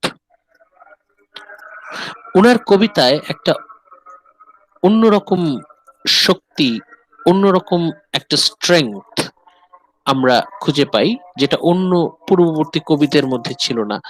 একটা অনন্য একটা শক্তি তার কবিতার মধ্যে আমরা পাচ্ছি। Another critic speaks of his gaudy charlatanry, bare of best of big powerishness. এটার কথাগুলোর মানে কি? এর কথাগুলোর মানে হচ্ছে, বায়রনের কবিতার মধ্যে একটা উদ্ধত বহিঃপ্রকাশ আমরা পাই, অন্য 8-10 জন কবির থেকে আলাদা, অনেক বেশি জ্বলন্ত। এবং যদি আমরা নেগেটিভ ওয়েতে বলি, তাহলে চোখে পড়ার মতো। আমাদের পরিচিতদের মধ্যে অনেকে থাকে না, যারা হচ্ছে অতিরিক্ত শো অফ করতে পছন্দ করে, যাদের শোই বিভিন্ন অস্টেনশিয়াস তাদের অ্যাটায়ার থাকে, মানে পোশাক আশাক এমন যে তারা শো অফ করার চেষ্টা করে। লর্ড বায়রনের কবিতাগুলোকে অনেক সমালোচক, যারা লর্ড বায়রনকে পছন্দ করে না, তাদের মতে Lord Byron is a poet with extra showy attitude. উনি শো অফ করতে পছন্দ করেন, কিন্তু এটা হচ্ছে যারা তাকে দেখতে পারে না।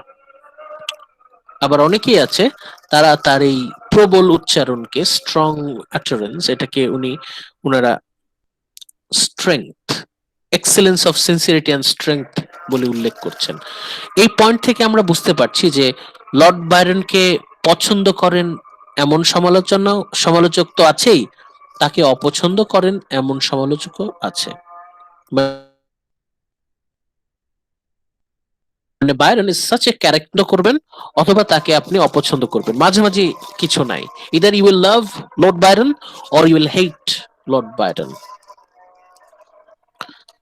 ওকে, আমরা এখানে সবগুলো পয়েন্ট ওরকম ই করার সময় হয়তো আমরা পাবো না।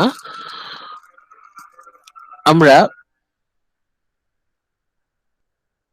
his poetry of this first period is generally, though not always, shallow and insincere in thought, and declamatory or bombastic in expression. মানে তার কবিতার মধ্যে তার যে ব্যক্তিত্ব, তার যে পার্সোনালিটি, তার যে একটা ক্যারিশম্যাটিক পার্সোনালিটি, সেটা ফুটে উঠছে। বায়রন তার যুগের অন্যতম উল্লেখযোগ্য একজন কবি।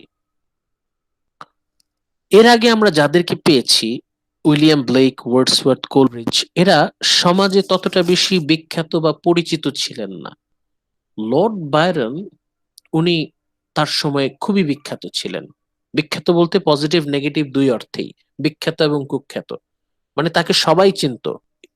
বায়রন তার পুরো ইউরোপ জুড়ে তার সুনাম ছিল, পুরো ইউরোপ জুড়েই তাকে সব সাহিত্যিকরা এক নামে চিনত।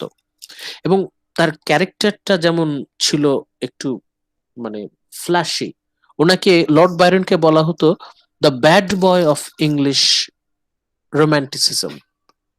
মানে উনি একটা বোম্বাস্টিক লাইফ লিড করতেন, একটা শোই ফ্ল্যাশি লাইফ, এবং এটা তার লেখার মাধ্যমেও আমরা পাই। উনি প্রথম দিকে উনার লেখায় আমরা এরকম বোম্বাস্টিক এক্সপ্রেশন পাই, যেটা বাইরে দেখতে অনেক এক্সাইটিং, কিন্তু তার মধ্যে ডেপথের হয়তো যথেষ্ট অভাব আছে। মানে শ্যালো রাইটিং কোয়ালিটি, এটা হচ্ছে তার লাইফের প্রথম পার্টে। আফটার এক্সাইল তার জীবনে বড় একটা পরিবর্তন আসে, উনি দেশ ছাড়েন, উনি তার দেশ সমাজ সব ছেড়ে চলে যান। A disillusioned man who recognizes his true character and who, though cynical and pessimistic, is at least honest in his unhappy outlook on society. A satirist. তার জীবনের দ্বিতীয় পর্যায়ে তিনি যখন ম্যাচিউরড রাইটিং লেখা শুরু করেন, মানে একজন poet, as a poet, when Lord Byron achieves his maturity as a mature poet, উনি সমাজের বিভিন্ন রীতিনীতিকে ব্যঙ্গ করে উনি কবিতা রচনা করেন। মানে উনি সমাজের বিভিন্ন অনাচারকে ব্যঙ্গ করে, বিদ্রূপ করে উনি বিভিন্ন কবিতা রচনা করেন। লর্ড বায়রনকে অনেকে কবি হিসেবে যতটা না পরিচয় দিতে স্বাচ্ছন্দ্য বোধ করেন, তার থেকে বেশি তাকে একজন ব্যঙ্গ বিদ্রুপকারী, স্যাটিরিস্ট, ব্যঙ্গ লেখক হিসেবেই বেশি পরিচয় দিতে স্বাচ্ছন্দ্য বোধ করেন। বায়রনকে অনেকেই স্যাটিরিস্ট অর স্যাটায়ার পোয়েট নামেই বেশি চেনেন। The real tragedy of Byron's life is that he died just as he was beginning to find himself. উনি খুব অল্প বয়সে মৃত্যুবরণ করেন।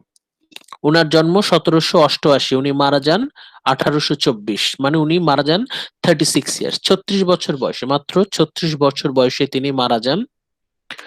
কিভাবে মারা যান এটা আপনারা খুঁজে বের করবেন। Very interesting and tragic life.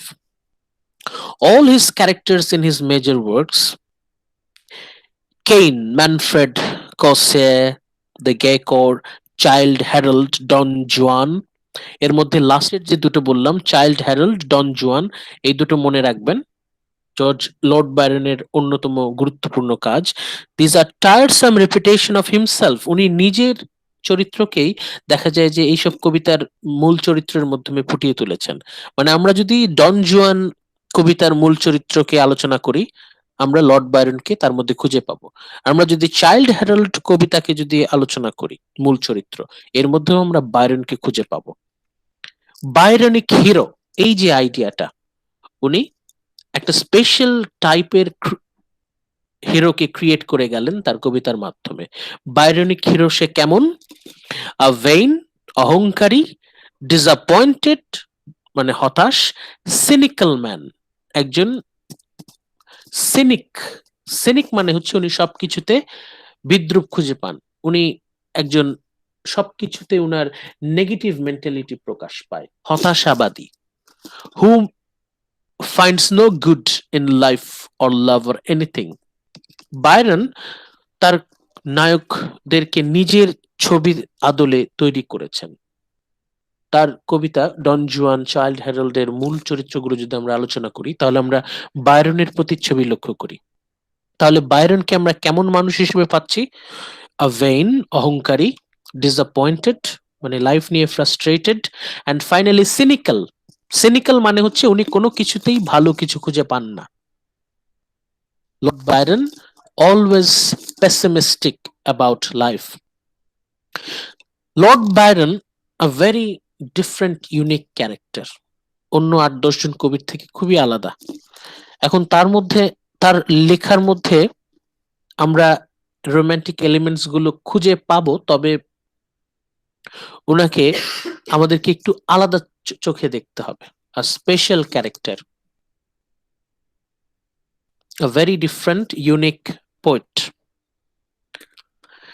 Shelley Shelley জন্মগ্রহণ করেন তার ৪ বছর পর, 1792।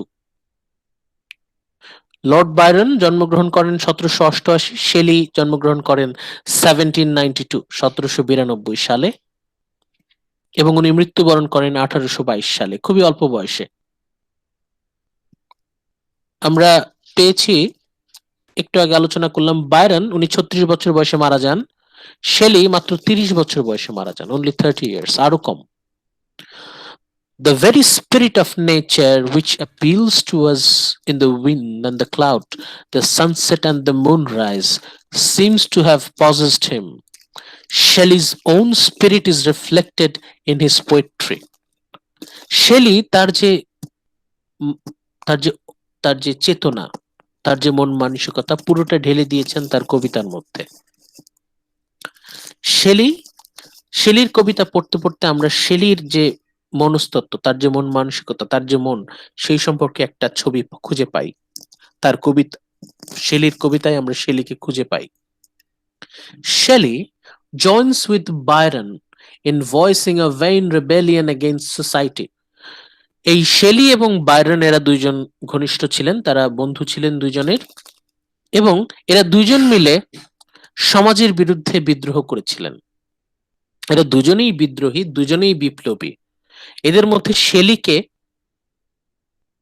বিদ্রোহী কবি বলা হয়, the rebel poet of English romanticism. এবং তাদের যে বিদ্রোহটা, এটা ছিল ভেইন, মানে কি বৃথা, ব্যর্থ, মানে তারা আন্দোলন করে কাজের কাজ কিছু করতে পারেন নাই, তাদের আন্দোলনটা ব্যর্থ হয়েছিল। In a mood of a violent reformer, Shelley আমূল সবকিছু বদলে দিতে চেয়েছিলেন। তার যে সমাজ পরিবর্তনের পথটা এত বেশি র্যাডিক্যাল ছিল, এত বেশি তীব্র ছিল, এত বেশি অন্যরকম ছিল যে সমাজ তাকে নিতে পারেনি। ভায়োলেন্ট রিফর্মার হিসেবে বলা হচ্ছে তাকে। Shelley is a violent reformer seeking to overthrow the contemporary institutions. উনি সমাজের যত প্রচলিত প্রতিষ্ঠান সবগুলোর বিরুদ্ধে ওনার বিদ্রোহ ঘোষণা করেছেন। In his longer poems like Queen Mab, Revolt of Islam, Hellas, and The Witch of Atlas, these are somewhat violent criticism against government, priest, marriage, religion, even God, as men supposed him to be. মানে উনি ওনার কবিতার মাধ্যমে government, সরকার ব্যবস্থা, priest, ধর্ম, marriage institution, এই যে বিয়ের প্রথা, রিলিজিয়ান, ইভেন গড, এই সব কিছুর বিরুদ্ধে উনি সমালোচনা করেছেন, তীব্র সমালোচনা করেছেন। মানে শেলি তাকে আমরা পাচ্ছি ক্রিটিক অফ সোসাইটি, সমাজের বিভিন্ন রীতিনীতি, বিভিন্ন বিষয় সম্পর্কে উনি সমালোচনা করেছেন। তার কবিতার মাধ্যমে আমাদেরকে সাবধান করতে চেয়েছেন এবং সংশোধন করতে চেয়েছেন, যদিও সমাজের মানুষজন তাকে ভালোভাবে নিতে পারেনি। In a different mood, which finds expression, Alastor adorns his wonderful lyrics. শেলির কবিতায় আমরা চমৎকার lyric pi, musical lyric, Apurba. Shelley is like a wanderer following a vague, beautiful vision, forever sad and forever unsatisfied. খুবই খুবই গুরুত্বপূর্ণ। Shelley তার সারা জীবন উনি ideal beauty, আদর্শ সৌন্দর্যের পেছনে ছুটেছেন। Shelley is like a wanderer, একজন মুসাফির, সারা জীবন উনি পিছু ছুটেছেন সৌন্দর্যের পিছু। Following a vague beautiful vision, এবং উনার একটা স্বপ্ন ছিল, ভবিষ্যৎ নিয়ে উনার একটা স্বপ্ন ছিল। Forever sad and forever unsatisfied, চিরদুখী, সবসময় অতৃপ্ত। এবং তার যে উনি যে আদর্শ নিয়ে সামনে এগিয়ে গেছেন, সেই আদর্শটাকে ক্রিটিকরা বলছে আনঅ্যাটেইনেবল আইডিয়াল। মানে উনার আকাঙ্ক্ষাটা এত বেশি ওপরে ছিল যে সেটা অ্যাটেইন করার মতো, অর্জন করার মতো ছিল না। মানে সারা জীবন উনি মরীচিকার পেছনে ছুটেছেন। উনার আকাঙ্ক্ষা এতটাই উন্নত ছিল যে উনি সেটা অর্জন করতে পারেননি। শেলিকে আমরা পাচ্ছি আ স্যাড ডিফিটেড পারসন, উনি পারেননি উনি যা অর্জন করতে চেয়েছিলেন তা অর্জন করতে। তবে as a poet he is successful, as a lyric poet a genius. As a lyric poet Shelley is one of the supreme geniuses. তার মতো এত চমৎকার লিরিক পোয়েট খুব বেশি কবি লিখে যেতে পারেনি। তার বিশ্ববিখ্যাত কবিতাগুলোর মধ্যে আছে cloud, to a skylark, ode to the west wind, এটা আপনাদের সিলেবাসে আছে, আপনারা পড়বেন। Ode to the west wind খুবই গুরুত্বপূর্ণ, অনেকে বলে one of his best poems, ode to the west wind and to night. Prometheus Unbound, a lyrical drama, is the best work of Shelley's revolutionary enthusiasm. তার লেখাগুলোর মধ্যে, তার যত লেখা আছে, প্রমিথিউস আনবাউন্ড, এই যে লিরিক্যাল ড্রামা, এটা হচ্ছে একটা ড্রামা, লিরিক্যাল ড্রামা, কাব্যনাট্য আর কি। এটা একটা নাটক, কিন্তু লেখা হয়েছে লিরিক্সের মতো করে, কবিতার মতো করে। এই প্রমিথিউস আনবাউন্ড কে ধরা হয় the best work of Shelley's revolutionary enthusiasm. এই যে শেলির মধ্যে যে বিদ্রোহী উদ্দীপনা, অ্যাজ এ রেভলিউশনারি, তার মধ্যে যে উদ্দীপনা, চেতনা, এটাই হচ্ছে শেলির সিগনেচার, রেভলিউশনারি পোয়েট। আমরা যদি বাইরনকে স্যাটায়ার পোয়েট বলে থাকি, স্যাটারিস্ট পোয়েট বলে থাকি, আমরা শেলিকে বলতে পারি রেবেল পোয়েট, রেভলিউশনারি পোয়েট। আচ্ছা, এখন আমাদের ক্লাসের সময় শেষ ঠিকই, কিন্তু আমি রিকোয়েস্ট করব আপনারা যদি পারেন আর 10টা মিনিট থাকেন তাহলে আমরা এটা করতে পারবো কমপ্লিট, তাছাড়া এটা অসম্ভব হয়ে যাবে। আপনাদের যদি মানে জরুরি কোনো তাড়া থাকে তাহলে আপনারা যেতে পারেন, কিন্তু আমাকে এই টপিকটা কমপ্লিট করতে হবে। স্যার, আপনারা যাদের জরুরি কাজ আছে তারা এই পার্টটা পরে দেখে নিতে পারবেন, স্যার, আর যদি আপনারা ফ্রি থাকেন তাহলে এটা আমি আলোচনা করে দিব এখন। জি বলেন। স্যার বলছিলাম, স্যার মাগরিবের নামাজের সময়টা অনেক অল্প থাকে স্যার। আচ্ছা, আপনি নামাজ আপনারা যারা ই করবেন পড়ে আসেন, কিন্তু আমাকে এটা কমপ্লিট করতে হবে এখন। আপনারা পরে এটা দেখে নিন তাহলে। Okay sir, thank you. হ্যাঁ, কিন্তু রিকোয়েস্ট করব যদি পারেন তাহলে থাকেন, বেশিক্ষণ লাগবে না, 5 to 7 মিনিটস আশা করি। আচ্ছা, জন কিটস, এটা দিয়ে আমরা শেষ করব। জন কিটস উনি হচ্ছেন ইয়াংগেস্ট রোমান্টিক পোয়েটস। যত রোমান্টিক পোয়েটস আছেন, জন কিটস উনি সবার পরে জন্মগ্রহণ করেন ইন 1795, কিন্তু দুঃখজনকভাবে উনি সবার আগে মৃত্যুবরণ করেন। উনি জন্মেছেন সবার পরে, কিন্তু উনি মৃত্যুবরণ করবেন সবার আগে। দেখেন, বায়রন মৃত্যুবরণ করেছেন 1824 সালে, শেলি মৃত্যুবরণ করেছেন 1822, তারও 2 বছর আগে। জন কিটস মৃত্যুবরণ করবেন 1821 সালে, মানে আরো 1 বছর আগে। মানে কিটস উনি সবার পরে জন্মেছেন, কিন্তু দুঃখজনকভাবে উনি সবার আগে মৃত্যুবরণ করবেন। Keats Keats was not only the last, উনি যে সর্বশেষ কবি তাই না, but also the most perfect of the romanticist. যত রোমান্টিক পোয়েট আছেন, জন কিটসকে বলা হয় দ্য মোস্ট পারফেক্ট পোয়েট, সব দিক থেকে মোস্ট পারফেক্ট। মানে রোম্যান্টিসিজম আইডিয়ায় আমাদের যে 5 আই, এই সবগুলো আই পারফেক্টলি আমরা পাই জন কিটসের মধ্যে। এই জন্য জন কিটসকে অনেকেই বলে one of the most perfect romantic poets. তবে দুঃখজনক, উনি সবচেয়ে কম সময় পেয়েছেন। Keats lived apart from men and all from political measures. Keats অন্য কবিদের মতো এত বেশি মানুষের সাথে মেলামেশা করতেন না, সমাজের মানুষজনের থেকে দূরে নিরিবিলি জীবন যাপন করতেন। Apart from man and from all political measures, উনি পলিটিক্সের সাথে কোনো জড়িত কখনোই ছিলেন না। But he worshipping beauty like a devotee, কিন্তু উনি ছিলেন সৌন্দর্যের কবি, পোয়েট অফ বিউটি। মানে উনার মতো করে এত চমৎকার করে সৌন্দর্যকে এত মেলোডিয়াসলি খুব কম কবি প্রকাশ করতে পেরেছেন। Perfectly content two right what was is in own heart, মানে উনি ওনার হৃদয়ের সম্পূর্ণ নিংড়ে, হৃদয়কে সম্পূর্ণ উজাড় করে উনি কবিতা লিখতেন। Or to reflect some splendor of the natural world as he saw or dreamed it to be. নেচারকে এত চমৎকার করে খুব কম কবি ফুটিয়ে তুলতে পেরেছেন। মানে অনেকেই আছে যে ওয়ার্ডসওয়ার্থের সাথে কিটসের তুলনা করে, যে ওয়ার্ডসওয়ার্থ উনিও পোয়েট অফ নেচার, কিন্তু কিটস মনে হয় কোন কোন ক্ষেত্রে ওয়ার্ডসওয়ার্থকেও ছাড়িয়ে গেছেন। মানে এই দুইজনের তুলনা হয়, এরা দুইজনই প্রকৃতিকে এত চমৎকার ভাবে তুলে ধরেছেন।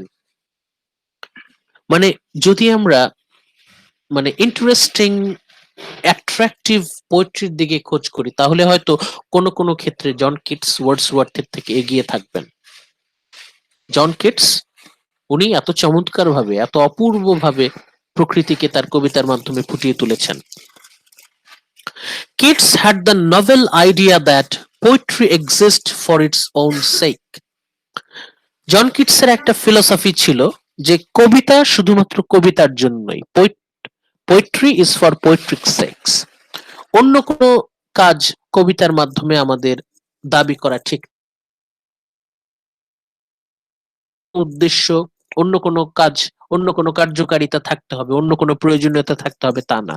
কবিতা কবিতার জন্যই। Poetry exist for its on sex and suffers loss by being devoted to philosophy or politics. এই কবিতার মধ্যে ফিলসফি, পলিটিক্স, রাজনীতি, দর্শন এগুলো জড়িত করা ঠিক না। কবিতায় শুধু কবিতার কথাই থাকবে। কবিতার মাধ্যমে আপনি যদি ফিলসফি, পলিটিক্সকে যদি প্রকাশ করতে চান, তাহলে কবিতার সৌন্দর্য নষ্ট হয়। হাউএভার গ্রেট অর স্মল, যত ছোট বিষয়ই হোক, যত বড় বিষয়ই হোক, কবিতাকে অন্য কোনো কাজে ব্যবহার করাটা ঠিক না। কবিতা শুধুমাত্র কবিতার জন্যই। পোয়েট্রি ইজ ফর পোয়েট্রির সেক। কবিতা শুধুমাত্র কবিতার জন্যই। কবিতার মাধ্যমে অন্য কোনো কাজ আদায় করা, অন্য কিছু হাসিল করা, সেটা মোটেও সমীচীন না, সেটা মোটেও ভালো না। All his works was published in 3 short years. মাত্র 3 বছর। তার যদি আমরা ক্যারিয়ারটা খেয়াল করি, হিজ ক্যারিয়ার শুরু হলো হচ্ছে 1817 থেকে এবং শেষ হচ্ছে 1820-এ। এই যে মাঝামাঝি 3 বছর, 3 ইয়ার্স, এই 3 ইয়ার্স হচ্ছে তার career.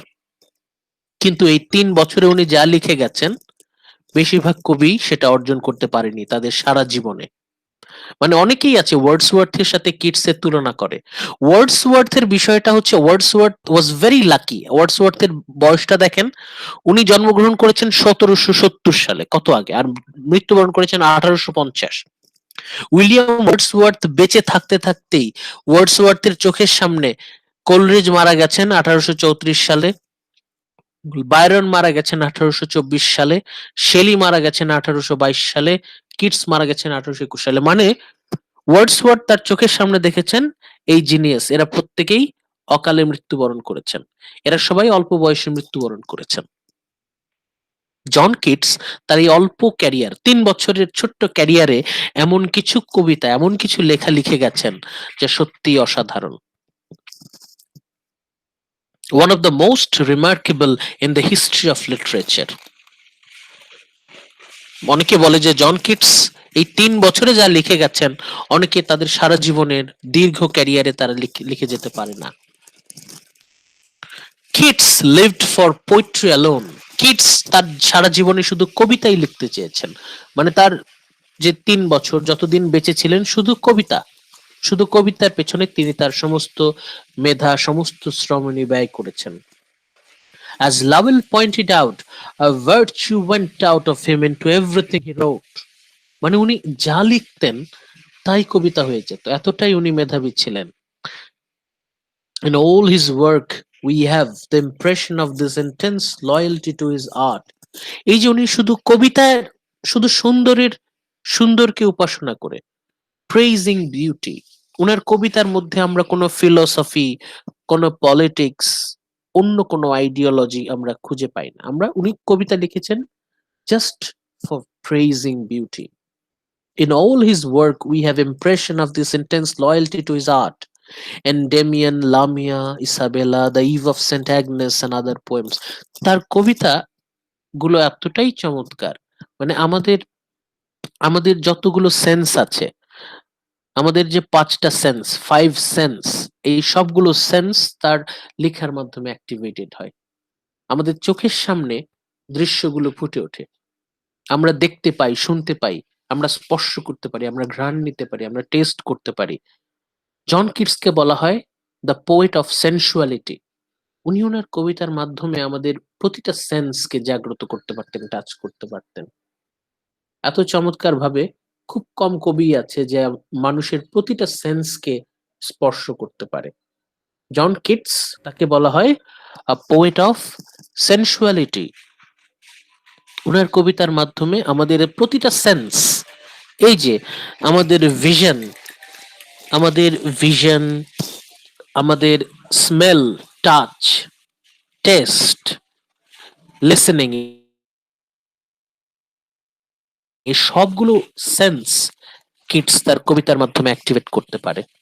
Among these exquisite shorter poems we mention only the 4 odes.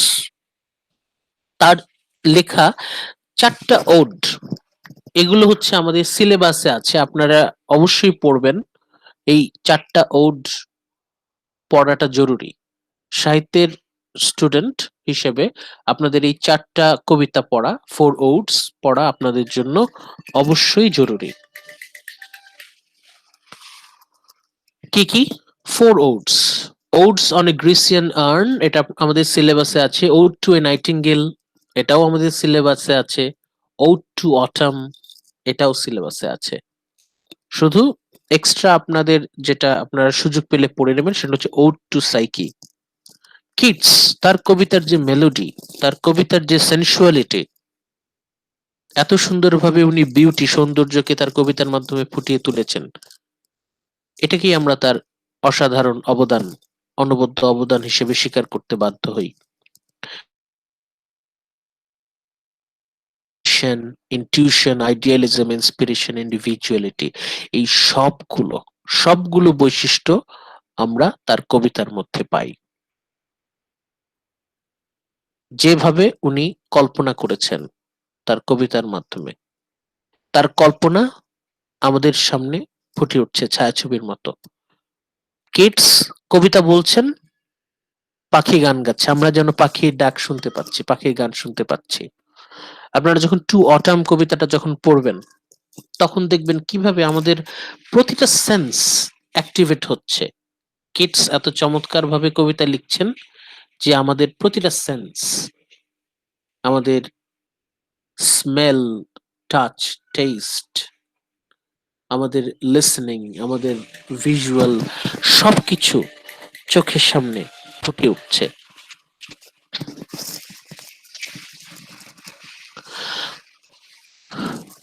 আমরা কিডসকে দিয়ে আমাদের বিস্তারিত আলোচনা এখানেই শেষ করছি।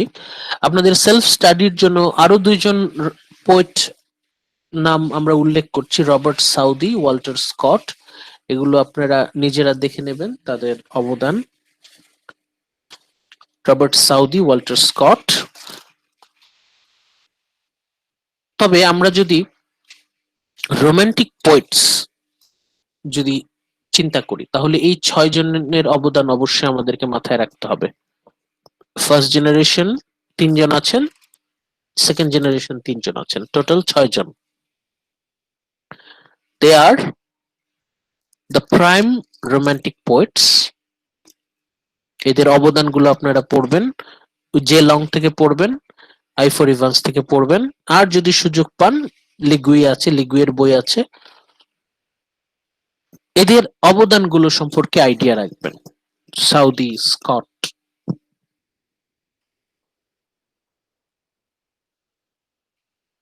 আজকের আলোচনাটা একটু লম্বা ছিল, আপনারা এখন এটাকে পড়তে হবে, আপনাদের স্টাডি করতে হবে, স্টাডি করে তারপরে আপনারা বের করতে পারবেন যে কোথায় সমস্যা আছে।